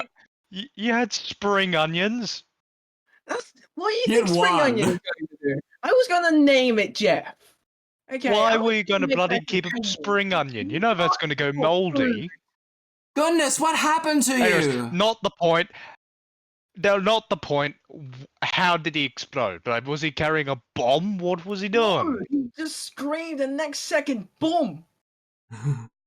Was there any enemies in the bloody area? He just was at the counter with a tray. He was calling for someone to get the tray, and he wanted to make. Well, a few he words he of already had his food. He was probably trying to get his order fixed. Yeah, he was trying to get his order fixed, and next thing you know, boom, mushroom cloud, fire, building explode, people going after fire hoses at the back of a building. I had to drop, tuck, and roll to get fire off of me. I almost bloody died, mate. I want you to roll, all of you, roll history. I want to do common sign language at Gary. Is Gary gonna understand it? Yeah, because I actually can't Right. understand Okay. sign language. So what are you gonna tell him, What Tipper? did you do? 20. That is a dirty 20. I got a 13. I didn't even know if I was still in the damn room. You are. No, you are. You you got are, you got- punched. you got So punched? you blacked out momentarily because Hum Wait, punched what? you. You were Wait, punched in the what? face the moment Hum came in. So you've been blacked out Wait, for a while wait. now. Wait, hold up. What? He. Okay, I'll be honest. I lost the part of the story. Okay, so what happened was, while was outside, he made a pledge that he was going to punch you in the face. So when he got back into the nightclub, he did exactly as he promised. Oh. Yeah. Why is he in the nightclub? How did he get in the nightclub? Oh my goodness, you've been away for that long? Okay, so... No, I zoned out. Wow, okay. I zoned out for that whole time because I'm going like, All they're right, still so... doing Okay, his so... story. I'm just he going to was look at in- my phone. Whom was in the fast food restaurant, and there was a little guy there that wanted his order fixed, and then all of a sudden that guy just blew up and sent the entire building in flames. And in the commotion of that, Hum was able to get inside the nightclub without being screened. I rolled 19, by the way. Okay, so what does I that rolled roll 20. eventuate to? Oh yeah, right. You're all rolling History. history. Yes. Are we rolling history? Yeah, everyone's rolling history. So we've got. I got 9. Okay. I got a 3, so like, Oh. Yeah. I'm too inebriated to basically. Yeah. Okay, and Gary, what's your history roll? 13. Who has that? Mine- Oh, wait. Mine is 20. Busy with a dirty 20. Yeah, I'm the dirty 20. Okay. Gary? You got 13. Oh, 13. All right. I'm not looking at the screen. You have to tell me what your roll is. I did tell you. We've been doing this whole time. No one's been hearing me. Yeah, no one. Yeah, Discord is messing things up. Anyway, so God, Karl. I activated alarm like 4 times already, and fucking nothing happened. Nothing happened in alarm. Yeah, it did. I would have stopped getting punched in the face. Huh? No, alarm is only in like in that area. Yeah, in my area. When you in set your an alarm area against interruptions. Oh, okay. Well, I'm just gonna say that because it was a party member, it doesn't affect you. Bullshit. I call bullshit. Okay, so Karl is wasted now. He is he's like slumped over, like, you know, going, "Wow, champagne is known for its excellence." That is how Man of October drinks their alcohol. And now I think you've had too much to drink, pal. Karl is unable to hear this, but the cat lady now goes, "That place has actually gone up in flames multiple times." Seriously? Multiple times? Yeah, it's actually quite common. There are supposed to be emergency procedures in place to prevent it from happening. All I know is that it's always caused by one kid. Damn, if I was there, I would have absorbed it. Oh my god. I don't know, maybe No, Karl, you are inebriated. You cannot understand what's happening. Yeah, well, Gary, you should stay with me so you can absorb a fucking explosion next time. I take Karl by the arm. All right, buddy, let's get you some fresh air. You're too... Yeah, let's get you some fresh air, pal. Fucking hell. Okay, are you two going to get up? Yeah, I'm taking him outside. Like, I'm just taking him away from the noise. Just get him some fresh air. Before you go, well, as you're attempting to go, the sunflower lady notices you moving towards the exit, and she returns back to you and starts doing sign language again. Tipper, would you be in this area seeing this? Is it behind me? I believe so, yes. But would you be watching Karl and Bizzy attempting to leave? I guess so. Okay, so you see what this girl is trying to say, and she's basically saying something along the lines of, "Wait, where are you going? Don't you know that there are quiet rooms in the nightclub? You don't have to leave." Well, my buddy... Hold on. Do you know how to speak sign language? If you don't, I don't. Yeah, I almost jumped the gun there, sorry. Yeah. So, Tipper, what are you going to do? I believe the sunflower is saying there are quiet rooms. Quiet rooms? Do they have any windows or something? He looks like he needs fresh air. The, Tipper, you see that she says, "There is an atrium surrounding the nightclub. I can take you to it." There's apparently an atrium in the club? How does that sound, Karl? I shake him to get elicit a response. It doesn't, just elicit a response, like, "Hey, you want to go to the atrium?" The Industrial Revolution and its many consequences. Okay, I would like to go toward there. You know, if you were gonna get drunk, you should have got drunk in real life. It would be more, accurate. No, because then we would have had trouble managing this session, dude. Yes. We would have a drunk guy. Don't worry, out of character, I actually know how to act drunk. So. Yeah, because you've been drunk, I know. I've been tipsy as well. I don't know how to act tipsy, but somehow, through some sort of effort, even though I could be sober, I could act like a drunk.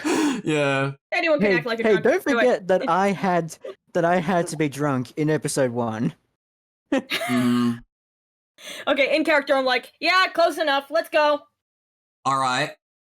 You see, as the seeing that you're willing to follow it, the sunflower lady in this black dress begins leading you for a little further into the nightclub, but she opens a door and you see that inside there is like, it's sort of like a transitionary room. It seems like some kind of broom closet.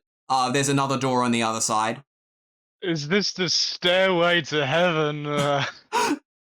This is certainly lead in my zeppelin. Okay. How long is it far? Just nod for yes. Shake your head for no. She shakes her head. Okay. Lead on then. Okay. So who is following her? I'm following her. I'm taking Karl with me. Yeah, obviously so Karl and are Bizzy. going, yeah. Tipper, are you also going? Might as well. Okay, so the three of you are traveling into this transitionary room. She opens the door on the other side, and you see that there's now a sort of a large hallway with a bunch more doors, clearly just being like the exterior of the well, no, not the exterior, but like the maintenance area of the nightclub. And as you're moving through, she closes the back door that was straight into the nightclub, and the music is muffled now because there's nothing coming through. Well, I mean, you know, not nothing, but there is still some stuff, but it's muffled, right?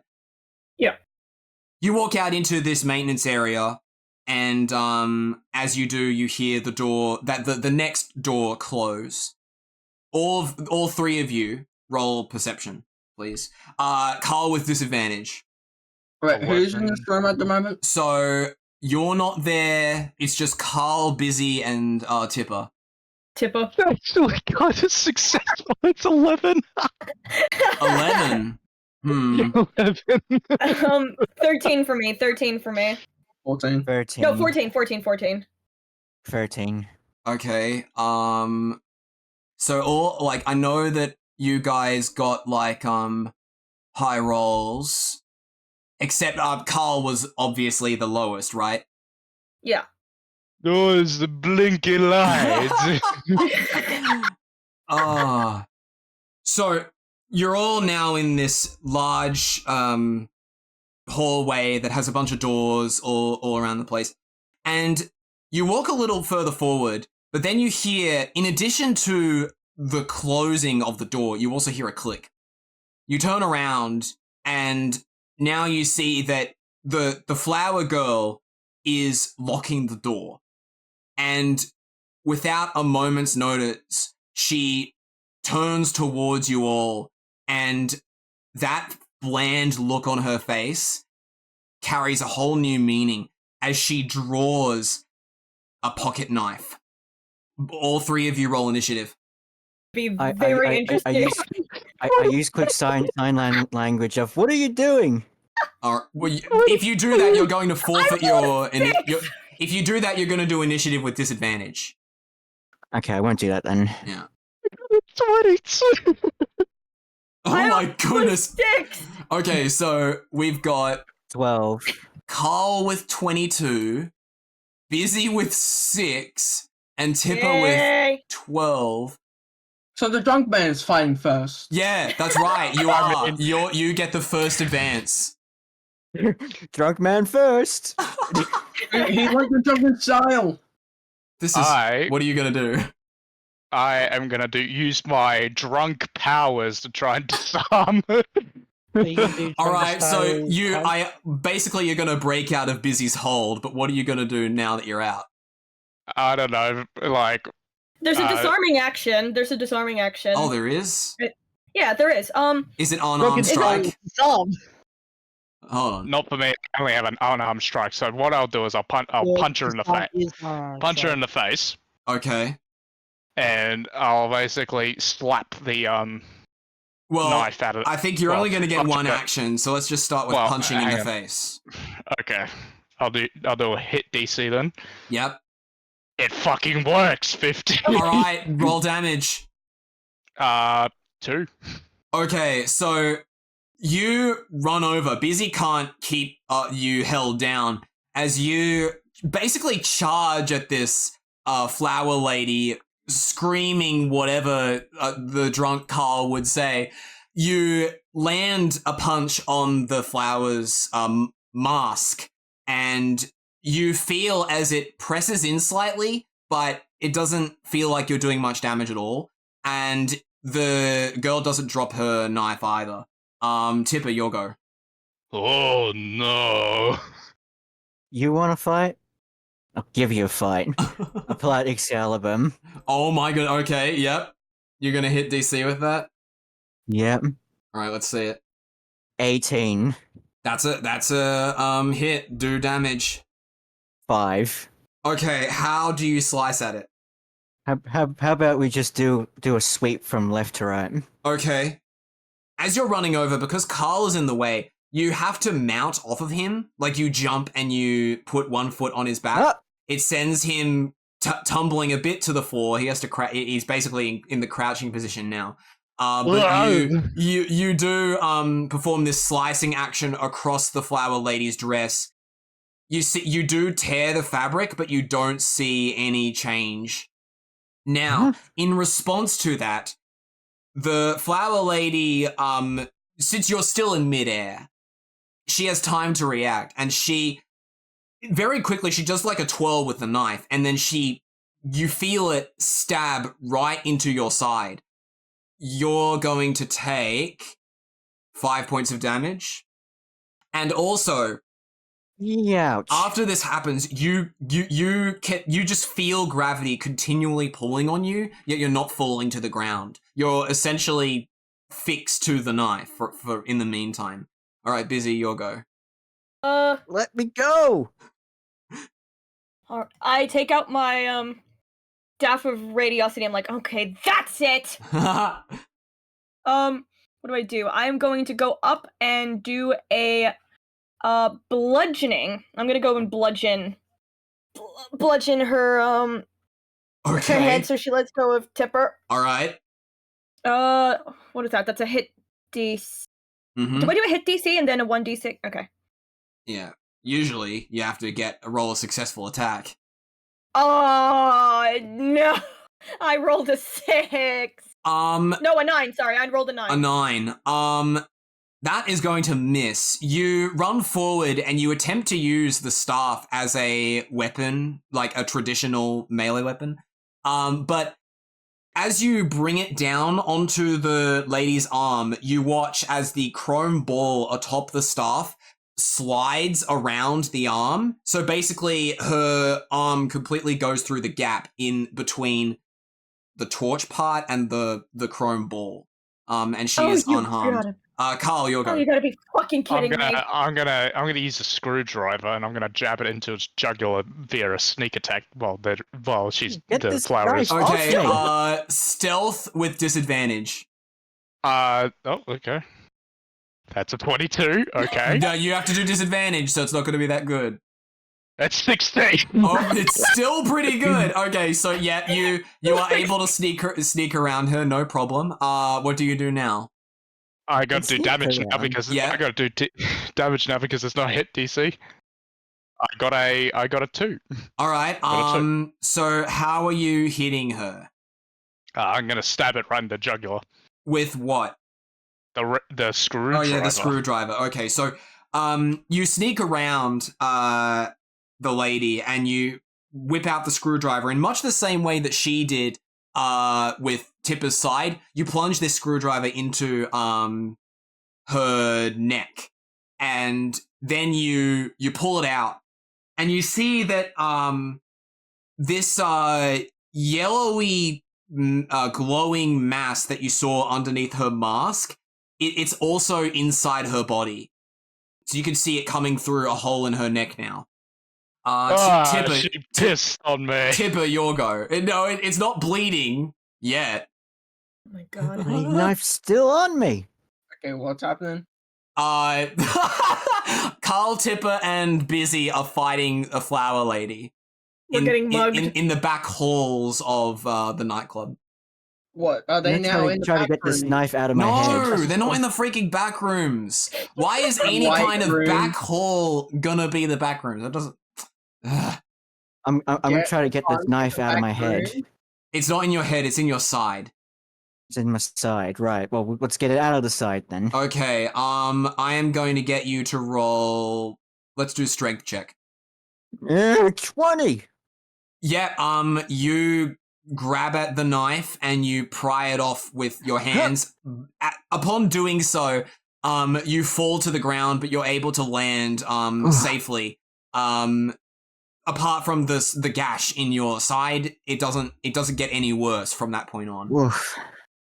Seeing having felt the stab in her neck, Karl, you are surprised by her reaching around, grabbing onto your shoulders, and she vaults off of you, doing like a backflip behind you, and then stabs you in the back. And and it's with enough force that it sends you down to the ground. You're going to take 6 points of damage. Bizzy, you'll go. Let's see what I can do. What does this one do? Ooh. If I cast any fire spells in this vicinity, will the nightclub burn down? Oh, that is a good question. Roll perception. That is a wonderful 14. You look around and these back halls are actually pretty clear of any kind of objects. They're lined with like cemented concrete. It's very inflammable stuff. So you should be safe to cast Fireball. Okay. You fucking start. That's it. Kinda cut out a little. Damn it! It's a fucking. Wait, what are you 7. doing? A 7 on what? Okay, for hit CC on Fireball, I have to get a dexterity check of 12. Oh, That's yeah, a 7. it misses. So, actually, you know what? With a roll as low as that, I'm gonna say that you launch this fireball. It smacks into the doors that you came out of to get into this room, and those doors catch on fire. Oh, fuck. Okay, do me and Gary see the fiery door? Gary's still awake because Gary doesn't even know if he's still in this goddamn thing. Yeah, Gary so might be yeah, still blacked out. I'd say okay, both of you roll perception. Perception. Oh, that is bullshit. 7. What? So you both got low? I got 13. Oh, 13. Okay. So yeah, you do notice that there is a fire inside wherever they went because there's a window through the door. However, Gary doesn't notice. He is still chatting up the cat lady. You can re-roll your perception for a curse. I will re-roll my perception for a curse. Yeah. No doubt you're probably going to roll the same number. Right, here we go. Well, re-roll the perception first. I got a 13. Oh no, that's better. That's better. Okay, now for your curse. No, D100. What is it going to be? I have no idea what's going on with this campaign today. The first curse of this episode. Yeah. Well, someone has to do it. It's always Gary, huh? Well, sometimes it's me. Remember the first episode? I became goblin. I've sort of got a curse of my own, which is being drunk. Yeah, you're just drunk. but to be fair, it has been working out in my favor. Okay, Gary, what's your Being curse? drunk, I don't know, it's 40. 40, okay. You become incredibly short-sighted, thus you are unable to see anything that isn't close to your eyes. Perception checks will be at disadvantage. Wait, but I just got a percent. So can I not even see the? No. That only applies later. So now you know where you need to go, but you are all of a sudden overcome with the inability to see from far distances. But you generally know where to go. So both you and Rush In, I want you both to roll initiative. Yes. Where to go? 7. Fuck. Fuck. I actually can't see. I need my glasses. What? Okay, that certainly helps. The fact that you don't even have your glasses on. I rolled a 13. 13. Okay, that's good. Now, who was the last person that... Oh, yeah, Bizzy threw the fire. So now, both Gary and burst into the room through the fiery door. They don't get hurt. Oh, wait. If I'm doing that, can I activate absorb energy? I'm gonna use it. I'm gonna use it. Through the fire in the doors. Yeah. Okay, so wait. You used that before, so is that a spell slot? Because if it's a spell slot, you can't do it. Yeah, typically absorb element and absorb. Well, energy I of my actually spell technically slot. did use it because I technically just did it to stop him fucking around. Yeah, but you still have to use a spell slot, no matter what. What do you mean by spell slot? Okay, if you go into your spell category and you look at the first level spell, there's boxes you need to tick off to get rid of spell slots.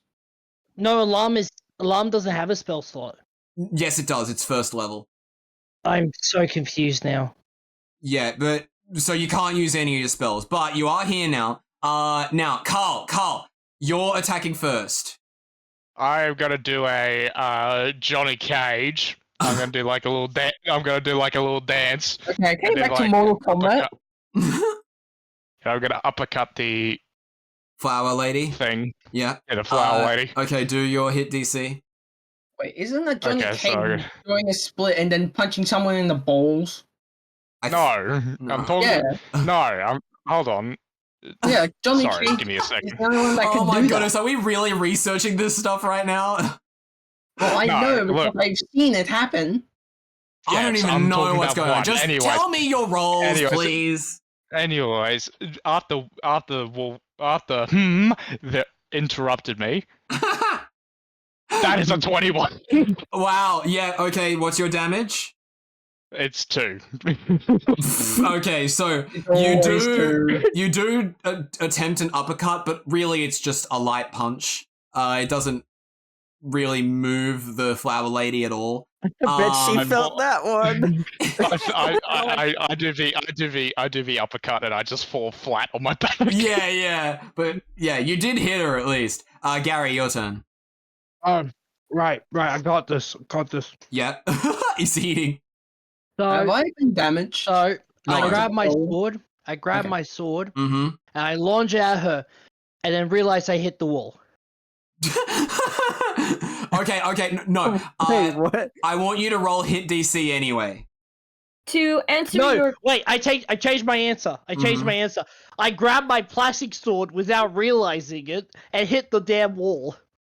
Okay. Roll hit DC. It's a nat 20. It's a nat 20. Damage. How is it a nat 20? Damage, roll damage. Damage. It's a plastic sword. Roll Just damage. do it.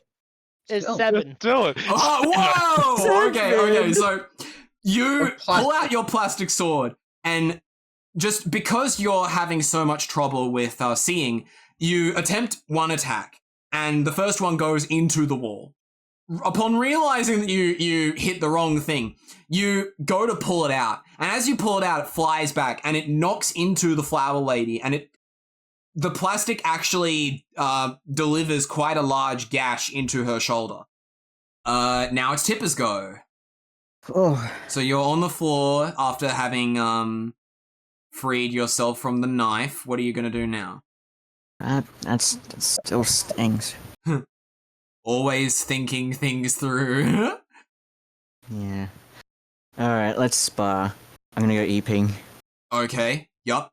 What's your hit DC and damage? My hit DC That is hits. 16 Now your damage.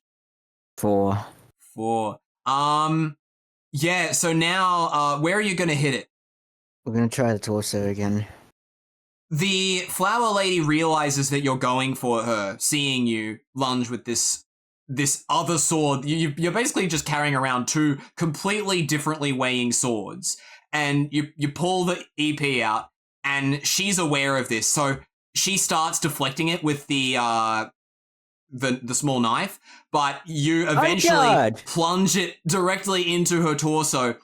You feel that it goes right through, but being such a thin blade, it doesn't really do all that much. All it does is puncture a hole into her. And as you pull out, you see that there is this all the way through her is this yellow glowing mass that is inside whatever her body is. Is that her blood? What are you made of? It hasn't even bled yet. Okay, so now, the flower lady, realizing that she's sort of bitten off more than she could chew, she lets out, you can feel it, there's some kind of vibration going on, being emitted from her head. She doesn't make any move to attack, but now, from either end of the hallway, you now see as the doors burst open and two more of these ladies emerge. One of them has the head of a rose, the other one the head of a let's say dandelion, and both of them also have these like black masks, although in the case of the dandelion it's more like a sphere, but still. Your go. How is there more of you? Also, I'm gonna roll. Damn it, we had to deal with more of them. Okay, there's three of them. I would like to cast fire play to arrange myself. Okay. And I would like, since I'm enraged, I would like to attack. I would like to cast fire play again in both my hands and launch it at both of the newly summoned flower ladies. Well, they're on either side of the hallway, so it's going to be difficult to do that. I'm gonna try anyway. Okay. So you're going to split the damage between two, Yes. Okay, so roll your hit DC and damage, whatever, and we'll see what happens. I don't have a hit DC and damage for that. Oh, right, then strength.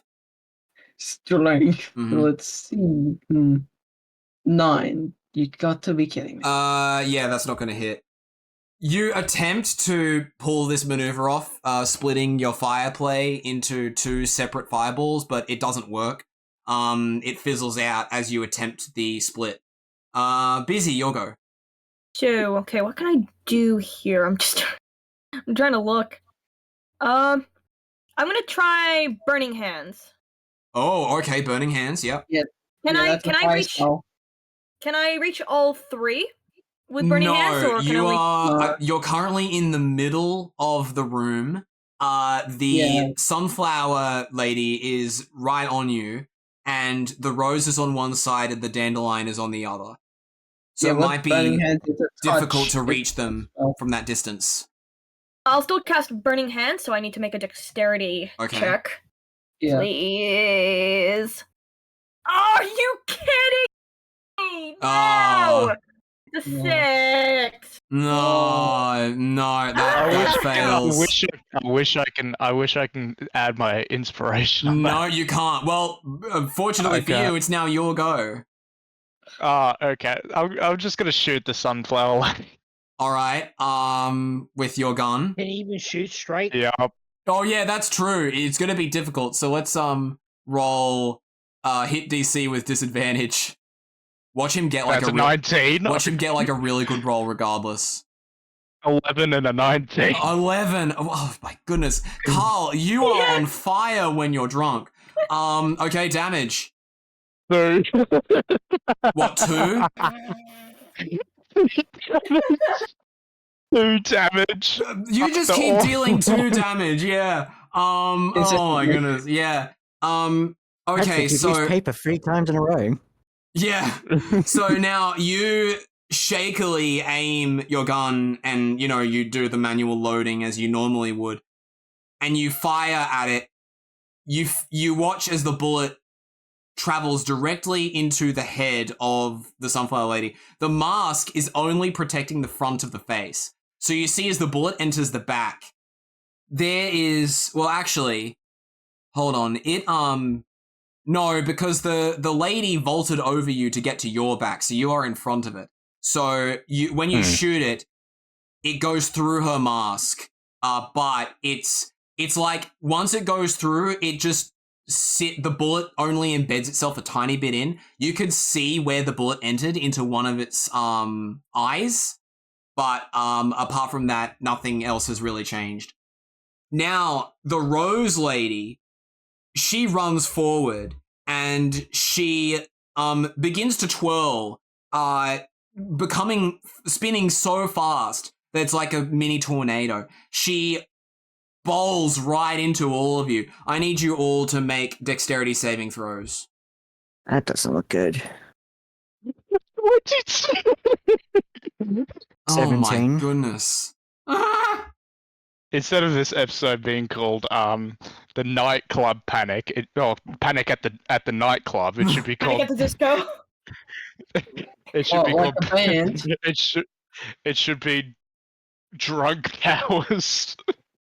That's the natural 20, baby. Oh my 22, goodness. let's go. Okay. Wow, yeah. Okay, Alright, so who else? Roll a dex save. Gary got 7. Roll a dexterity. Oh, a save throw. Fuck. I'm taking damage. Okay, Gary and the both of you do not realize what's happening in time. Everyone else jumps out of the way, but this Rose Lady is spinning so fast and barreling towards all of you and collides directly with Gary and They are thrown in the direction of the Dandelion Lady at the other side of the hallway. Both of you are going to take, 5 points of damage. Great. Gary, your go. Immediately recovering from that hit. Do something good, Gary. All right. Wait, do I still have the curse, or did I get me out of that No, curse? you're still cursed. Who said that? Timber, is that you? I cannot What? see you. Why does anybody need to say that? It's very obvious that you can't see anything. Well, I mean, you can see things, but you're like, you know what? You're legally blind. You're legally blind. I quit my jackhammer, which is probably the world's dumbest idea, and I tried to aim for the creature. Okay, so you're basically firing blind. Which creature? Well, the one that just knocked him over, obviously.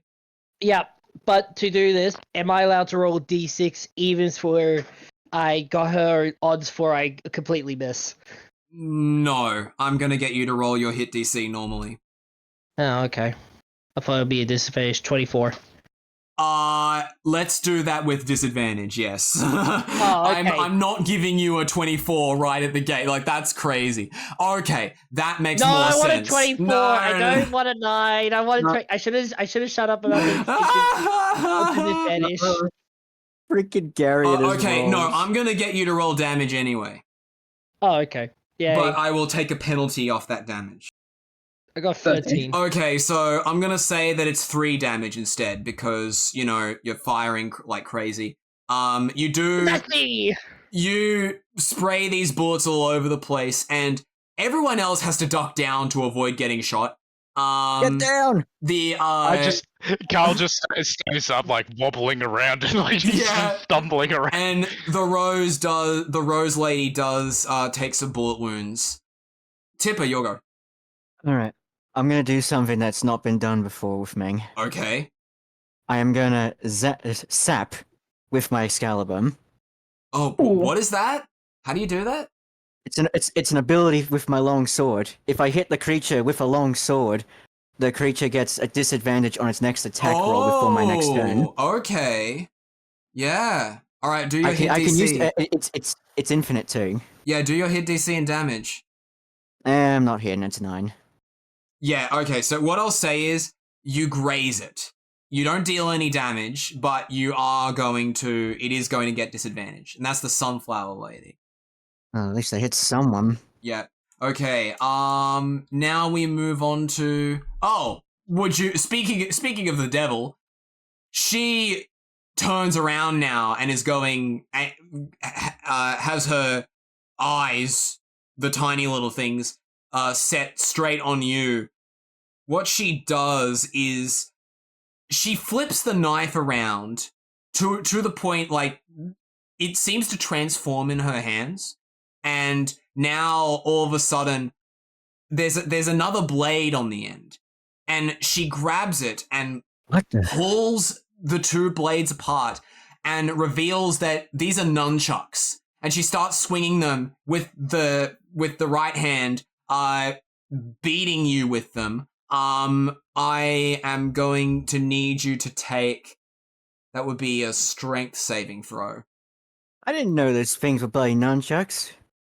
Anything can happen. I rolled a 14. Okay, so yeah, you're able to dodge it just by rolling Your away. nunchucks are no match for my agility. Right, yeah. Okay, you're up now. Okay, am I still enraged? Yeah. Okay. So I still have two actions per turn. Well, you haven't done it yet, so yeah, you're enraged now. Go ahead. First thing, I would like to use Mage Hand to clone myself. Oh, okay. Let's see if that succeeds. There's no hit DC. I will get you to roll something for it. How about Arcana? Arcana. Let's see. 6. You attempt the cloning process, but all you end up making is a small apparition of yourself. It's like it's the angel devil complex, but it's only one of them, probably the devil, and it's on your shoulder. Okay, I managed to clone myself to an extent. No, Okay, he's got a point. am I allowed to command my new companion clone? Well, it's just going to sit on your shoulder for the entire time, and then it will disappear at the end of the battle. Okay, so I can technically command it. Yes. Okay, while I charge up a Firefly Fireball in my hand, I'll tell Mini-Me to charge up the same attack. Okay, the both of you are planning on doing that. I need you to roll for that fire play twice. There's no hit DC. Then Arcana, I guess. Another Arcana. 2 of them. 20! Oh, wow. What's the other 23. one? Other one, this is for Mini-Me, 17. Yeah, sure. Okay, so the both of you launch very large fireballs, although in the case of the small you, obviously it's not that big, but comparing to the actual size of your little clone, it is a pretty big fireball, and they both splash right against the back of this sunflower lady, and this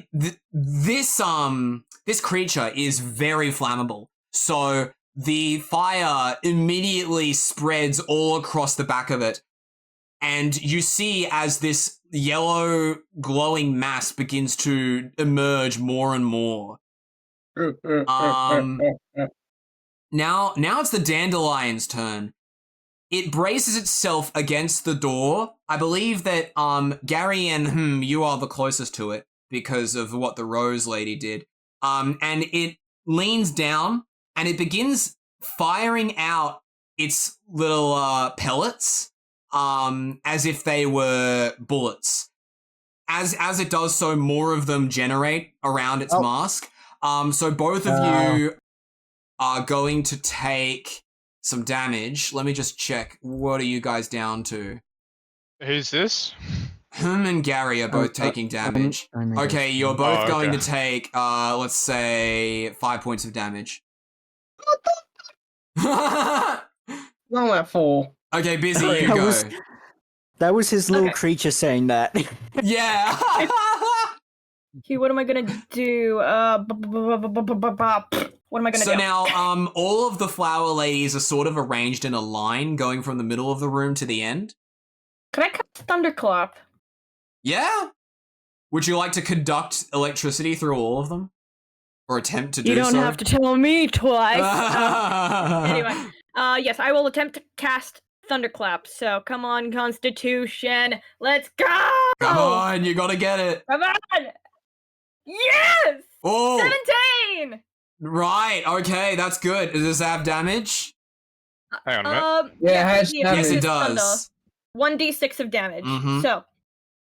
Well, this is more about the electricity than the damage. Oh, Glitchy, no! I rolled a 2.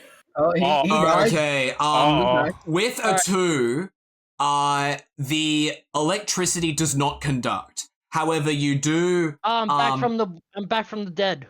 What? Oh, okay. Oh, disconnected. There's a storm, so. Each creature within range other than you must succeed on a Constitution saving throw or take 1d6 thunder damage. All right, so they need to take. Constitution. Okay. Yeah, they need to do Constitution. Oh dear. Well, I'm just gonna go with the same. I'm just gonna go with the one thing that I was already planning to do. Gary, are you good? Gary's not good. Gary's having internet troubles. Oh no. Oh no. Okay, so well, if I disappear and don't come back, we all know what happens. all right. Well, Just say Gary walked into a wall and blacked out. We'll find a way to explain it in world if it comes to that. Yes. Anyway, so you try to strike lightning through all three of these flower ladies, but the lightning is stopped by the sunflower one, which is the first one that you attempt to attack. However, the lightning does deal some damage to it, and now at this point it has been burnt so badly from the back, and this jolt of electricity is enough to cause its mass to begin pulling out onto the floor in like a puddle. Basically, it crumbles in front of you and collapses. The petals of the flower wither away rapidly. All that's left is the mask as the and the liquid that is all over the floor. Dip on the mask. We still have two flower ladies left. Karl, your go. I'm gonna shoot the sunflower lady. No, she's dead. It's either the rose or the dandelion. I'm gonna shoot a rose. Okay. Wait, Karl's drunk. He should know that.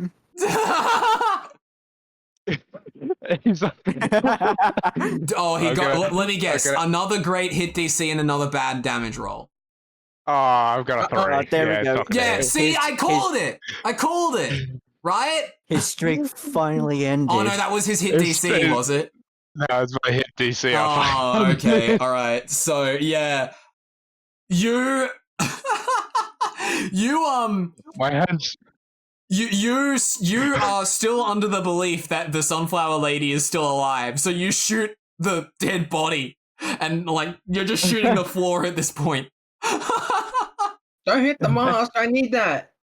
Now, as you're shooting, the rose lady runs forward, and now that it has stopped spinning, it has pulled out these nunchucks with blades on either side, and it wraps them around your neck, Karl, and twists the ends and plunges them into your chest. And also is pushing you down onto the floor. You will take, that's a lot. 6 points of damage. Shit. I only have 1 health left. Yep. Someone needs to save Karl. Gary, your go. If he's still around. Gary. Okay, I think his internet's bugging. I believe that's confirmation that Gary is not available. So, oh no. Here's what happens. Nope. Oh wait, no, wait. Well, Are you back, Gary? Where am I? Gary, you gotta attack. You've got to attack. What? Fireball. Okay, yeah, do it. Wait, I don't even have fire. What? Wait, hold up. Hold up a second. Hit DC. 24. Nice. Damage. Damage. Oh, it's 11. Awesome. Whoa! So if I die that's again, on your I'll jackhammer. heal. Okay, yeah. You completely pummel the backside of the rose lady with bullets, and you do this so skillfully that somehow Karl is unhurt, even though the rose is directly on top of him. And it causes the rose lady to fall out of its stranglehold of Karl, which is good because you don't want it to be on top of Karl. As that happens, you see that it is it's bleeding now. This yellow liquid is now bleeding from the back where you shot it. Okay, Tippers go. Yes, let it bleed. Need you, Blake. You leave Karl alone. I'm gonna pull out a bloody torch. Let's test how flammable you are. All right, yeah. Very flammable. Go ahead. I have to do an unarmed attack. Yes, yes, that would be unarmed. 15. Okay. Damage? Undefined. What? It says 3. No, yeah, 3. Even- Okay. Why did it say undefined? It never rolled a dice. Oh, okay. Well, that's whatever. You got a 3. Apparently it's So, a 3. So you bring a torch to the backside of the Rose Lady, and you light the petals on fire. And you watch now as the bullet holes spread in size because of how flammable this thing is. And the liquid is pulling out even faster. Okay, now it's your go. Now that is what I Okay, call so a I'm flammable the flower. dandelion lady. Is that correct? Yes. Considering that she put me on 4. Oh, wow. You know what? Am I still enraged? Yes. Okay, is my mini-me enraged? No. Oh. No, because it's a mini you. Well, commanding my mini-me, I'll charge up another Firefly Fireball, Okay. bigger than my previous one, Yeah. to hit this dandelion. Okay. But that's your Well, one action. What's your Thanks second to my action? mini-me. Enrage yourself with fire play. Feel the fire Oh in my, your body. okay, so we're about to send 4 fireballs at this thing. Basically. Okay, I want you to roll Arcana first to see if the enrage works. Oh, hey. Okay, it doesn't work. Just roll 3 strengths then for 3 fireballs. 9, 18. Wow. Please don't fumble. 8 or 14. They Wow, all hit. okay, all of them are direct hits on the dandelion lady. The flames spread across. Unlike the others, though, you notice as even though the pellets have all burnt up and it's no longer able to generate any new ones. I mean, I don't know what the things that come off dandelions are. They're just more dandelions. Yeah, those are dandelion seeds. Seeds, yeah. Okay, when I said pellets, replace it with seeds. So it's not making any more seeds. And its body is starting to slip away too, having been burnt pretty bad. But unlike the others, which only had masks for heads, this has a sphere for a head. And the sphere is not done yet. After you've attacked it, the sphere rolls off the neck of the dandelion lady, the body completely collapsing. And it rolls towards you. And as it gets closer, you see that it certain parts of it split open and expose the yellowy mass inside, which appears to be energized with some kind of it looks a bit gooey now that these small parts have been extended. It's rolling along and it's going to roll right towards you. I want you to give me a Constitution saving throw. Constitution saving throw. 12. So it does hit you. And what's your health right now? 4. You're going to take 3 points of damage. But you resist the effects that it would have normally caused. Oh, thank fuck. Fucking thing. No, I have an idea for this thing. Bizzy, your go. Okay, in that time while everyone else was doing this thing, I was like, are they weak to... I equipped my bug catcher lantern, and Ooh, okay. I basically just bludgeon. Use it as a bludgeon. Okay, on which one? The rose one is near death, and the dandelion is this weird sphere that's rolling around. I will hit the rose. Okay. So that's a strength check. Strength check? Yeah, okay. I don't know what I need. I think I need a 12. It doesn't matter. Just give me your number. That's an 8. An 8. Well, because this creature is already near death and its liquid is pooled everywhere, I'm just going to say that as you bring the lantern to the liquid, it sends a devastating electrical current throughout the whole thing. And, it causes the creature to deteriorate in much the same way that the other one, the sunflower, had. However, this electrical current is also going to affect everybody that does not have 1 health. So... Oh, thank Tipper, God. That's included. Yeah, that includes you. Oh, yeah, sorry, not you, Tipper, Gary, everyone and else? Bizzy. You're Me, all going yeah. to... I want you all to roll Constitution saving throws. Oh no! Oh, that's shit. I'll Luckily, take my it. constitution is That's a 13. good. Okay, yeah, Gary, you 13. take 2 points of damage from being electrocuted. Karl, you got this Yes. rolling ball that you need to take out. This rolling ball, that is the It's the dandelion. one of the flower ladies. It's the last one, the dandelion lady. How much health? Well, I can't tell you. Oh, That's Well, not you that's need not to how know. It's it not how works. this works. Damn. I don't use D&D Okay. Beyond for enemies. I make them on the spot. okay. I'm gonna do a Popeye, and basically I'm gonna crack open a Chef Boyardee Oh my goodness. beefaroni cannon, so I can heal up some health. Yeah. Okay, Am how I much good to do does that? that heal you? Yeah. Okay, I gotta roll medicine. That's a 16. Okay, with a 16, you will... Because of the Popeye thing, I'm going to give you 6 points of health. So you're now at 7. Only because of the Popeye thing. Yeah. All because of that. And am I good to attack, or Yeah, attack is that now. forfeit my turn? All right, I'm gonna shoot him again. Yeah. Okay, let's see if you can Okay. do it. Is it going to be a good hit It's a DC? fucking 6. Oh, that misses. Gary, your go now. Right.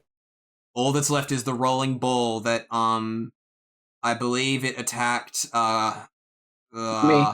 Yeah, Right. Rolling ball. What rolling? Okay.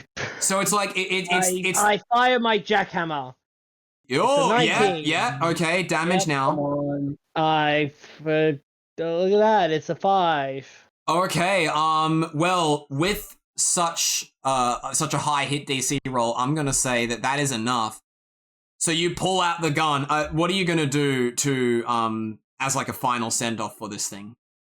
Hasta la vista, baby. Of course. That's everybody's first thought.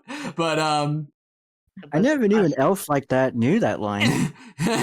I used to watch a lot of movies when I was a child. yeah, Yeah, so and now the you other- fire at it, and you watch as the bullets penetrate enough to cause the ball to collapse, and the liquid spreads everywhere, and all 3 of the flower ladies are dead. I'm gonna walk up to one of the flower ladies and yeah, that shows you, and then fall on the ground. And I'm gonna grab my I sword and the, keep stabbing mask them. on the floor and acquire it from myself. By the way, who doesn't have inspiration right now? I don't have inspiration. I don't have inspiration. Somebody don't. needs to have it. I'm not sure. Okay. You know what? Let's do this fun little thing. All of you try to convince me why you should get inspiration. Except if you already have it. I don't need inspiration. That's not... Yeah, if you already have it, don't bother. Try and convince me. I mean, I Inspiration. I will save my party members in the later future with it. I used a torch. I use Mm. fireballs. Oh yeah, that's... I used fireball. As well. Yeah, well, that's a good I point. used multiple. Who was the first to deal a fire-based attack? Me. Oh, it definitely wasn't me. It was me. Because it hit the door. Oh, yeah, okay, you're definitely getting inspiration for the door. The door. Yeah. That inspired 5 Mhm. more fireballs. Okay, so, having defeated these flowers, and now the floor of these back halls is absolutely just soaked in this weird yellow glowing liquid, and you see these the two masks and the fractured pieces of the spherical mask on the floor as well. What I'll take were the these two correct things? masks, and I'll keep them for myself. Okay. Am I good to do it like to see if there's any gold in their pockets? There's no pockets. they completely disintegrated into just a pool, basically. So. Oh. Okay. Is the knife still there? Am I able to pick up the knife?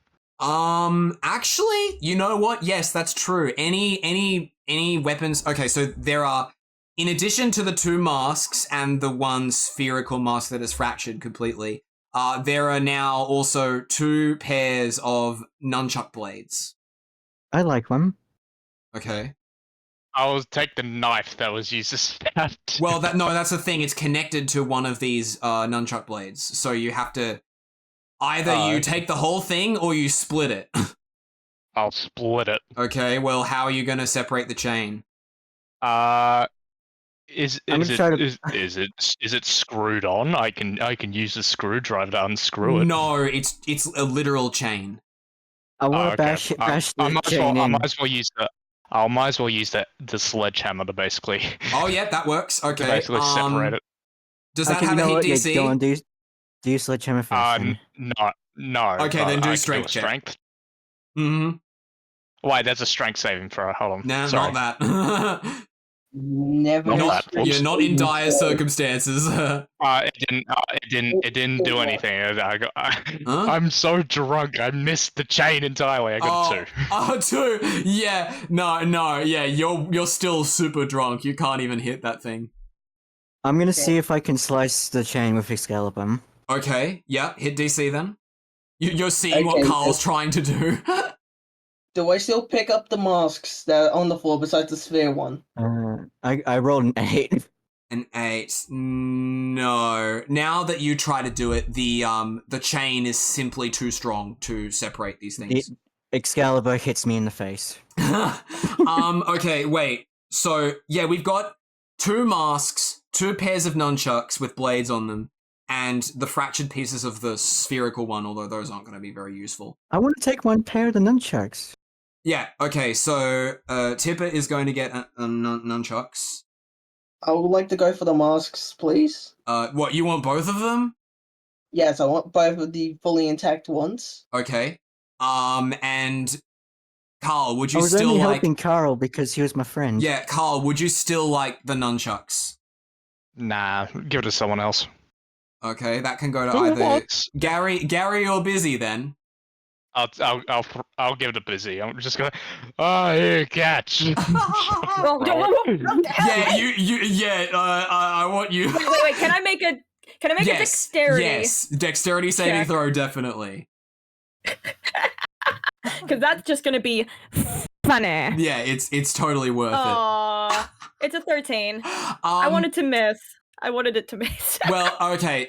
One of the ends of the blade hits you on the head, but apart from that, nothing. You're not hurt.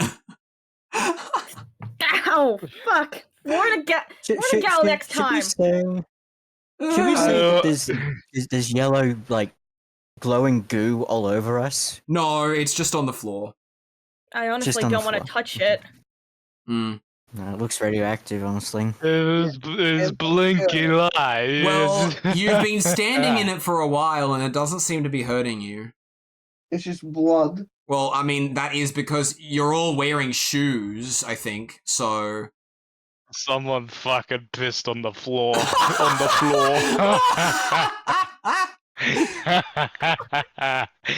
Hold on, was it me?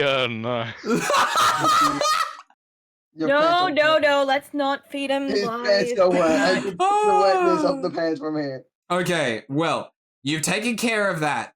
So what would you like to do now? You're in these back halls. You're able to go either out of the nightclub completely by going back the way you came, or you can head out and have a look at the atrium.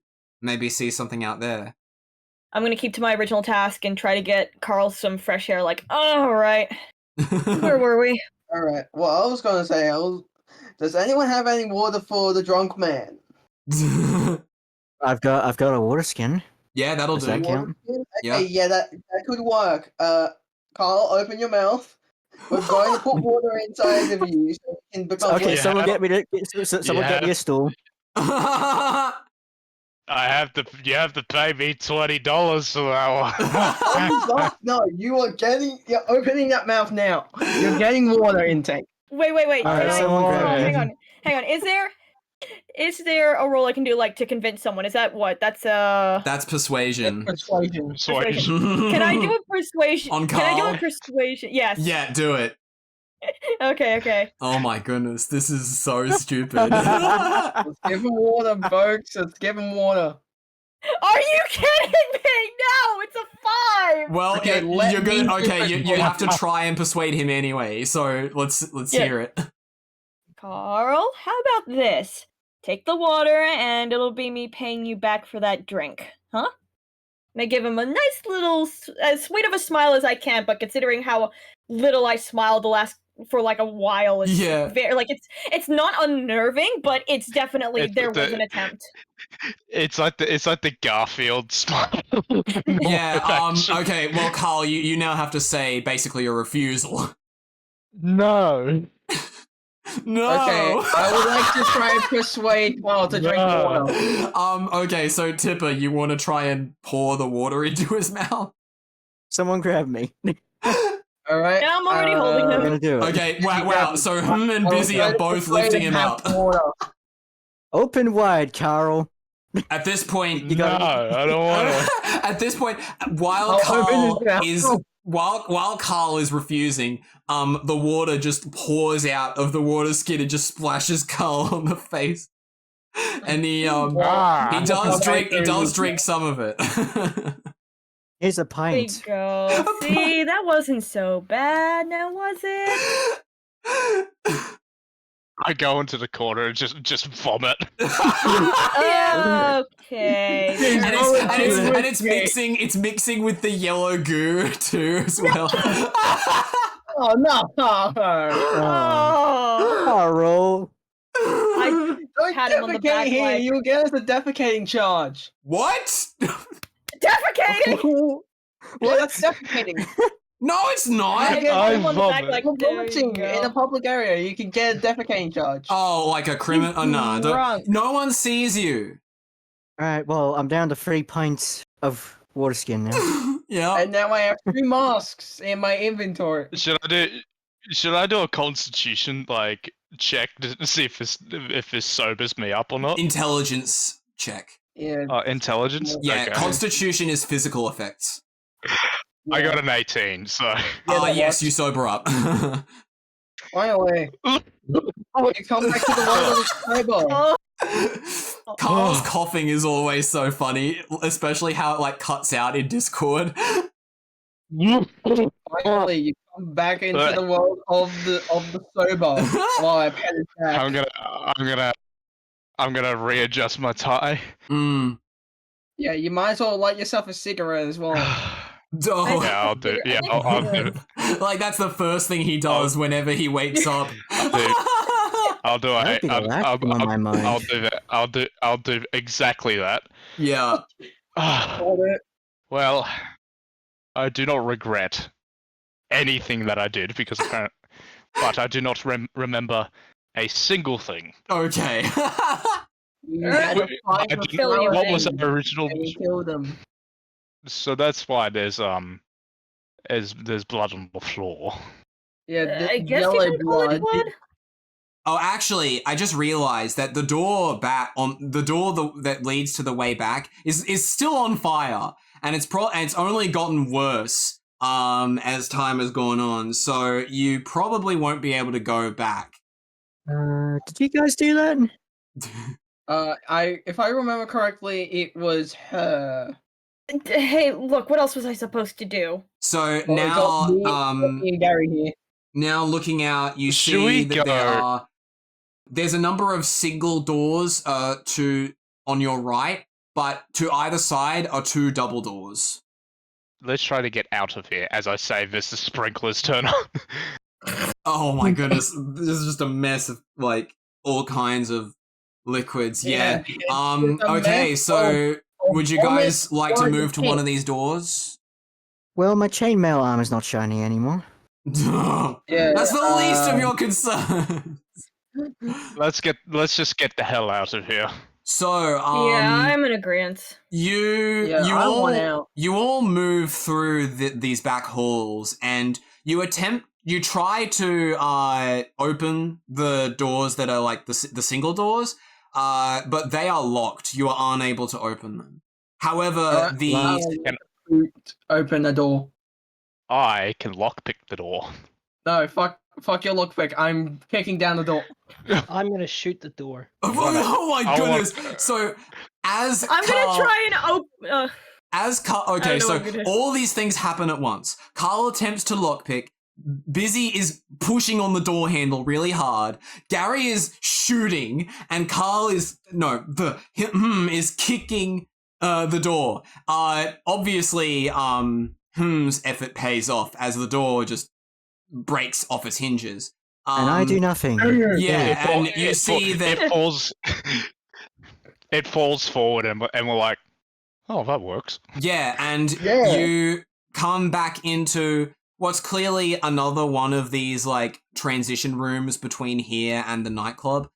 This one, actually, rather than having cleaning supplies, it seems to have musical supplies in it. Oh. There's a bunch of speakers and other kind of DJing equipment. Is there a guitar in there? No. Oh, no acoustic? No, nothing acoustic. Damn it. Is there what anything about flutes? like electric? No, there's no regular instruments in here. Oh. Okay, I would like well, there's nothing in here. Let's go. Yeah, so there's another door on the other side. When you push on it, you see that you emerge back into the nightclub. During the fight, it was so chaotic that you couldn't really hear anything coming from the nightclub. But now that you've emerged back into it, it's completely quiet. There is no one here. It's as if this entire place has been evacuated. However, off in the distance, you hear a very obnoxious munching and chewing sound. And that is where we will end the session. Another fucking no. How was I so successful? I don't know, but I had to put an end. I had to put an end to this somehow, and I was like, "Yep, this is good enough." That's it for this episode of Interp'd Reality. Did you have just as much fun as we did? Why don't you leave us a like, share the episode around, and make sure you're subscribed to the channel so you don't miss out on any new releases. We'd also love to hear what your favorite part was, so let us know in the comments. Also check out our other shenanigans set in the worlds we've built, plus all our links for even more content outside of D&D you never thought you needed. Thank you so much for listening all the way through to the end, and we'll see you all next time.